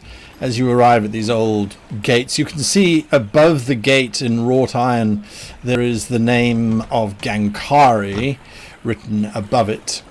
But other than that, you don't get many details. Moving around, like I said, in that wall work, it looks like there's little wisps of white something going on. You can give me perception checks, all of you, please. Just swamp stuff. It's fine. Swamp gas, perhaps, could be. Ooh. Well, yeah, as far as you guys are concerned, Victor, you see it for what it is. Lahuna, you see it for what it is. The rest of you are convinced it could be apparitions. Perhaps this is the undead that are floating around in the ether, busy watching. Indigo, Lahuna, and Victor, however... Oh, no, sorry, not Indigo. You see these as ghosts. Yeah. Lahuna, you and Victor, however, see them as being rather angry-looking, white-painted weasels scurrying about. What? That's what you're seeing. Like someone's taken a weasel and just dipped it in paint. Yep. Why would you paint weasels? That's really odd. They're quite That is a large very weasels. They're odd about question 3 foot in to ask. length. I'm just going to check and make sure that... I was going to say, I'm going to make sure that Flick's not casting spells again. He doesn't appear to be waving his hands, tails, or toes as he normally does. Shh. There's something going on here. Yeah, Yes. someone's Something cool. weaselly. What? Yeah. Something, that's what they're called, right? Weasels. Or whizzles. Or woozles. I Weasel. swear I've eaten one, but I can't remember what it's called. No. Weasels are land creatures, right? Now I'm talking about the... whatever these are. The apparitions. Yeah, 4 legs. Not usually white painted. I'm walking over the wall. Why are we talking Get about closer. weasels? You can move yourself on the map as Oh you my start goodness. moving forward. The power! Things. As you cross the threshold, those white-clad weasels hiss and snarl at you, and immediately they start to launch themselves into an assault, popping up out of the ground, out of the woodwork, just charging towards you with this deranged look. It isn't difficult for you to tell they have clearly got lead poisoning and have gone completely mad. Their little eyes focused and intent. But as they're busy running, you can see bits of white paint flaking off of them, which created that sort of mysterious look about them. And so we're going to go... This is We do plot to lower property values. Is this what this is? We're going to go into initiative. This weasel gets to attack first. It comes bounding across the distance towards you, Captain Salt. So it's going to go 5, 10, 15, 20, 25. It's going to get to you. It is, like I said, a large weasel, much bigger than they normally are. As it does so, it strikes at you. Well, you know, it's fair. I was going to attack it. So. That's true. It, however, hits. With its little fangs, they bury themselves into your ankle. And you take 5 points of damage as this savage weasel just rips into your flesh. It is absolutely going ballistic in terms of its attack. Just there's lots of going on. Next in the initiative is this giant weasel number 2, which is this one over here. 5, 10, 15, 20, 25, 30. It can't get to anyone, so it just dashes. It runs across the wall as if the wall wasn't there and lands squarely next to you, Indigo, looking at you with little frothing mouth. Its tail spiky because of the paint that has surrounded it. Weasel number 3 leaps from the wall and lands next to Jaggerjaw, where it promptly tries to bite him in the lower fin. Completely gets hold of... are you wearing boots, Jaggers? Yeah, I'm wearing boots. It just bites into your boot and starts tugging and pulling and trying to pull your boot off of your leg. As... it goes into its frenzy. Finally, this one is a little bit more of a discerning weasel. It's kind of sighting out what's going on, seeing what its brothers are doing. It's like, okay, I get this. And it runs up the tree. And so weasel number 4 is up the tree 20 foot. That brings us to Lahuna. What are you doing? Luna is quite shocked, but she cannot resist saying, "This is totally not what I had expected." All of the weasels facepalm. All of the weasels attack you instantly. Yes. Lahuna draws a sword. Right? Which she's been waiting to do for a while because she's been surprisingly well behaved so far. Moves over to... Flanking. This giant weasel here. No, I can't move through the threat range. No. Well, you Good. can. Right, exactly. But that would be a terrible idea. So I'm not going to do that. I come here. Sure. And you are attacking I'm getting to stabbing. giant weasel number 1. Just remember, if you take your attack from your character sheet and you drop it onto the weasel, it will do all of the maths for you to see if it will hit. I will take that 17. That 17 is a hit. Take your damage dice and drop that onto the giant weasel, and it will automatically assign it for you, courtesy of Fantasy Grounds. Thank you very much for the hint. Okay, Oh, Luna dice on the slashes weasel. at the weasel. "You weaselly weasel!" she shouts. So many dice. Wow. All right. I'm not sure what happens. You smack it hard. The weasel takes 5 points of damage. It howls in pain. Yeah, it does. Yeah, it absolutely does. Victor Salt, what are you doing? I'm going to draw my sword and one of my boarding axes, and I'm just going to stab that little critter. Make your attack. Drop your attack dice onto the creature, and it will do the damage for you. I'm just going to move into a square. You swing at it. It's a hit. Yay! It drops as your axe buries itself deep into its flesh. It just lies there, blood spraying out. The white fur is now turning a decided pink hue. The other weasels all hiss at you. The one next to Jaggerjaw, is that in range, in melee Yes, it range is. for me? Then I want to turn and I want to use my bonus action to use my offhand to attack it. Make your attack. My hand axe. This one. Swiping at it, it dodges, it weaves, it's got your number, it knows what you're trying to do. Get Jaggerjaw, away! what are you doing, Jags? Could I... Jaggerjaw sort of sees the giant weasels charging towards Indigo in particular. What Jagsy would like to do... does Indigo have like sort of a bandolier or a strap around her body that could be hooked onto? Yeah, she's carrying a bag with all her belongings. Yes. Okay. Jagsy sort of reaches over to where Indigo is and will attempt to sort of lift her up and above where the weasels are and try and place her on top of where the rubble is so that they can't get to her, and then sort of step where she is. Are you going to resist this, Indigo? I think I'm too surprised, and Indigo knows that trying to withstand Jagsy when he's kind of decided what to do is not a good idea. So she just goes, whoop! You get lifted up over there, and you interpose yourself there, Mr. Jaggerjaw. Yeah. He does say, excuse me, Indy. Come here, you tasty morsels. All right, so that's your movement and your action. Top of the round, Indigo. Well,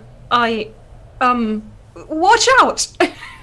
She tries to spear one of the weasels that are now hissing and trying to bite Jaggerjaws. Make your attack. Which one are you attacking? Take my dice. I attack. Weasel 3 or Weasel 2? It's giant weasel number 3. I don't think I can reach giant weasel. Okay, you don't have reach. All right, make your attack. No, drop. You stab. No, But- no. I stab the air. It's busy dodging around. It sees your blade. Flick. What you doing? While everybody is doing all of this, Flick is sitting there studying the weasels carefully, unhooking his little harpoon gun. I didn't know cats got that big. Really weird cats. I'm going to fire at the one right in front of me. Make your attack. It's a solid hit. Your bolt slams into its side. Make your damage. Roll your damage, I should say. Oh, there's your damage. It's wounded. It's definitely unhappy. As the bolt slams into the side of it, it glares at you. There's a little thought that goes through its Weasley brain. I didn't know they came in blue. And it's up to the weasels now. Weasel number 1 is dying. It is... I don't know why it actually brought that weasel up to the fore. It continues. Weasel number 2... this is weasel number 2. Weasel number 2 is going to attack Jaggerjaw. It slashes, it bites, it claws. It gets through your defenses. It's like fighting this thing that's scurrying up and around and just biting and nipping at every point it can. You take 7 points of damage as this psychopath suddenly goes off. You drop down to your knees. Are you still standing? Yeah, still standing. Still standing. All right, there we go. Weasel number 3. Weasel number 3 sees that Weasel number 1 is down, but Flick has just attacked it. So, and bitten it hard. It is going to launch itself at Flick. So, Jaggerjaw, you can take an attack of opportunity. Oh, yeah. So I'm going to tenderize this thing with the business end of my anchor, swinging it down with a vertical strike. You bury it into the ground where the weasel once was. Indigo, you can get an attack of opportunity. Oh, I'm going to try. Okay. Spear on weasel number 3. No. You stab where it used to be. Salt, you can make an attack of opportunity. Yes, please. This feral weasel is bearing down on you, Flick. As everyone swipes and swings, Salt is the only one who seems to connect. Do your damage. And as it launches, fangs bared, Salt Stabs through it, and it's sort of the sword stops here on Flick, sort of bisecting the weasel, just sort of. it dies on the blade. Woo, close one. Yes. Weasel number 4 sees this, and very quickly it does that. Fails miserably. It launches itself out of the tree and lands rather poorly directly at your feet, Salt, where it takes 4 points of damage. And then it tries to maul you. It was trying to jump onto you. It was trying to be a daring weasel. Instead, it's just a saw weasel. And so it strikes at you. It hits! These weasels are savage.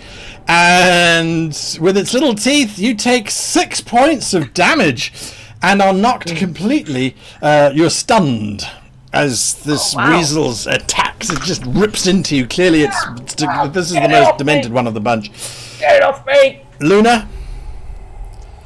Luna yells, "Get off my body!" And she launches herself at this evil weasel that's trying to attack Victor. Mash, mash, mash, she goes, and probably misses. Yeah, she's so concerned with swinging and yelling that she misses the weasel altogether and sort of turns herself round completely on the spot. All right, so you kind of had to move there. There's a frenzy happening. Salt? Where is it? I'm going to try to smash this thing. Just stab it. I'm going to sort of throw it down and just try to stab it down with the sword. Got you. There we go. Which one is it? It's that one. You hit it. Yay! Nice. It just twitches and sinks to the ground, dead. Victor Salt, death of weasels. Jaggerjaw, there's still one left on the stonework in front of you. Taking a close look at these weasels, they're mighty fast. So, taking his anchor in both hands, he's sort of like, easy. Damn it! Oh no! You missed swing. It's just too fast for you, Indigo. Indigo leans forward. This weasel's tail is wagging. Puts one hand on Jagsy's neck, or where the neck is on a shakan, and goes, Dorsal fin. neck. and she's going to cast Cure Wounds. Nice. You get 5 back. Flick. Sorry about the doggos. This is a very bad timing. And next door's dogs. Anyway, Flick is going to simply run up to the stonework Right. on that little ledge there. Sure. You can move yourself. Here. Is that, how elevated is that? Am I above Indigo? You can. If you want to climb up, you can. Not a Yes. problem. All right. I'm going to climb up. You don't have a natural climb check, am I correct? No. All right. So give me an acrobatics check or an athletics check as you climb up quickly. Athletics? Yep. You sort of start climbing, but it's a bit shaky. You're not sure if you're going to get much altitude. You do, however, get 5 foot up. While I'm hanging on there, I'm going to try and fire at it anyway. All right, Mission Impossible style. Make your attack. It's a hit. Hey! A solid hit. The poor little weasel just is terrified and is knocked completely unconscious. It drops to the ground. There is silence for a moment as your 4 adversaries lie dead around you, or dying around you. I'm gonna use second wind at this point. All right. Although I'm not. Hang on, I need to. Oh wait, how do I use this? I drop it on myself. Yep. Actually, you just use your character sheet. It'll do it for you. But there you go. Nice. Maximum Back to return. full. Victor just sort of throws the blood, and he's just like, right. Nice hit, Captain. Anyone else? You've got a bit of. I pull a What? bit of weasel off his face. Oh, Get onto the ground. thank you. It's fine. I'm fine. Don't fuss. I'll, Stop fussing. Jagsy will pick up the weasels and very, very quickly. How big are the weasels, by the way, in terms 3 of foot. fat? 3 foot? Yeah, it's not too bad.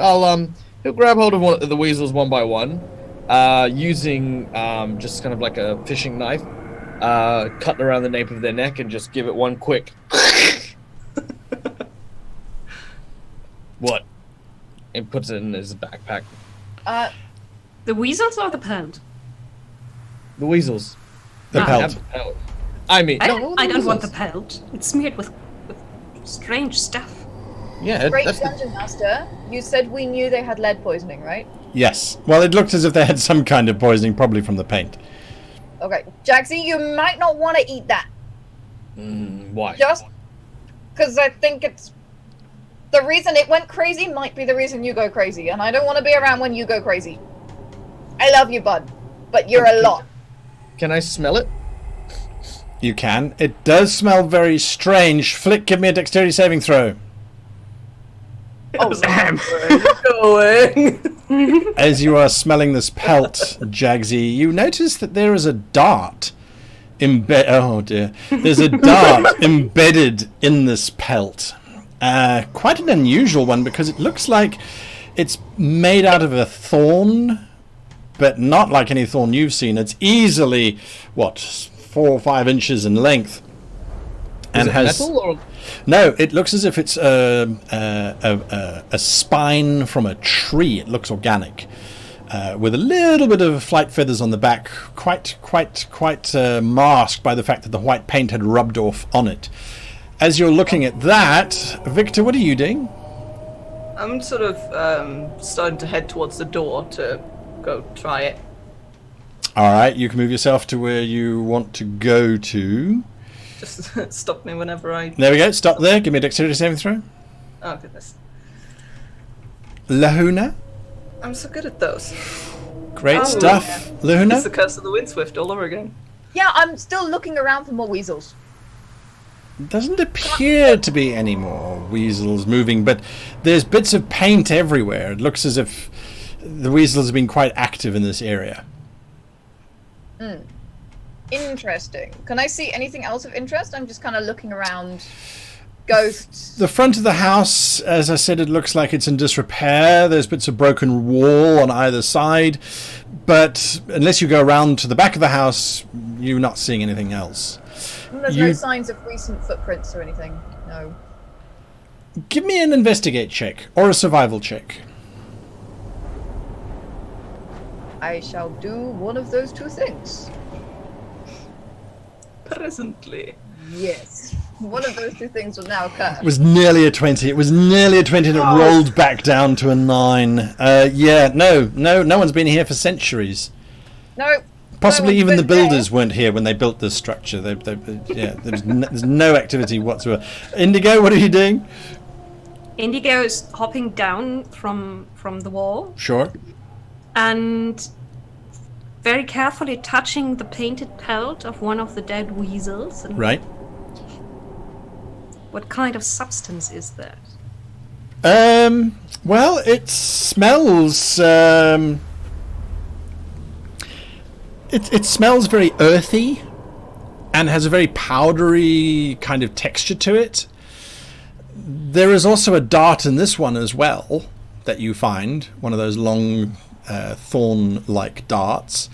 I pluck the dart out of the pelt. Sure. It looks as if it has been stuck in the pelt because the paint obviously was wet and has dried subsequently. But it does look as if the weasels were painted probably 3 days ago, no more than that. Why would someone do this? This makes no sense. Paint a weasel? Yes, and give it something to make it... I guess it was to make them aggressive? What is it? It's a dart. Someone used to blow dart on the creatures. Oh. Jagged But jaw? no one's been here for like ever. Just a quick question. Yeah. From just because I can't remember what we ended up landing on. Did the Sharkan still have the electro-perception skill? It does, but not out of water. Not out of water. Okay. Yeah. So with the needle, I'm gonna see if there's any trees nearby that sort of have the same sort of barbs or anything like that. All right, which trees are you moving towards? You can move your character towards one of the trees. I just want to look at them. I don't want to walk over to them, guy. You're going to look at them from a distance. Like, does that tree have barbs? Does that have barbs? You've got to go somewhere. Well, I mean, so do these look like they'd be on like it's okay? So on cursory glance, none of the leaves look like they're that. Well, no, they don't look as if any of the leaves have got the 4 or 5 inch long thorns. All right, I'm just gonna go random here, and I'm going to try for the ones near Lahuna. Alrighty, you go over there. Salt, for a brief split second, you watch as Flick is sneaking, skulking, moving like Flick does, forward.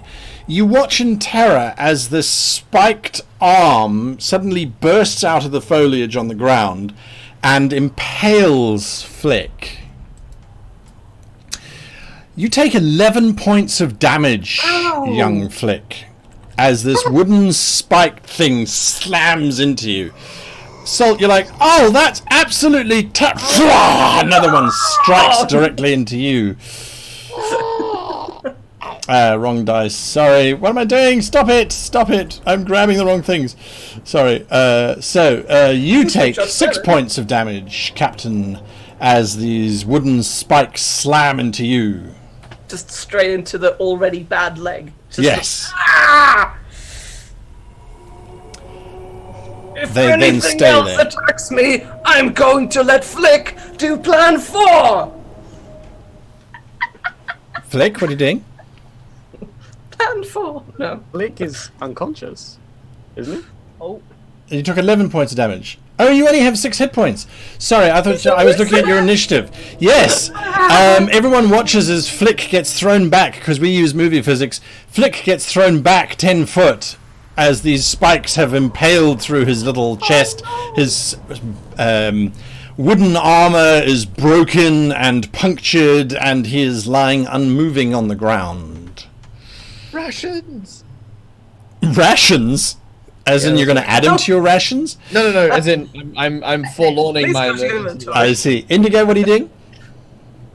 Indigo goes, can't decide whether to help the captain or Flick, and then she realizes she's used up all her spell slots. So she waves at Lahuna. Lahuna, your hands! I'm fine. Get Flick. Lahuna, when Lahuna sees tiny little blue Flick fly backwards and shatter, essentially, she sort of bounds over to him and she says, I've got your back, buddy! I've got your back! And she reaches, she sort of launches herself at him and touches him. How is he elevated by this? No, he was just thrown backwards onto the ground by the sheer pressure of this trap. Buddy. Okay, so she sort of launches herself and ends up on the floor prone with her hand over his outstretched hand, and she grabs her holy symbol and she's like, please God, Anisi, please help, please. I know that I got kicked out, but I still love you, and please, he's my buddy. And 5 points of healing green light pour into her hand. I don't know if that's but Ow! hi, buddy. Oh.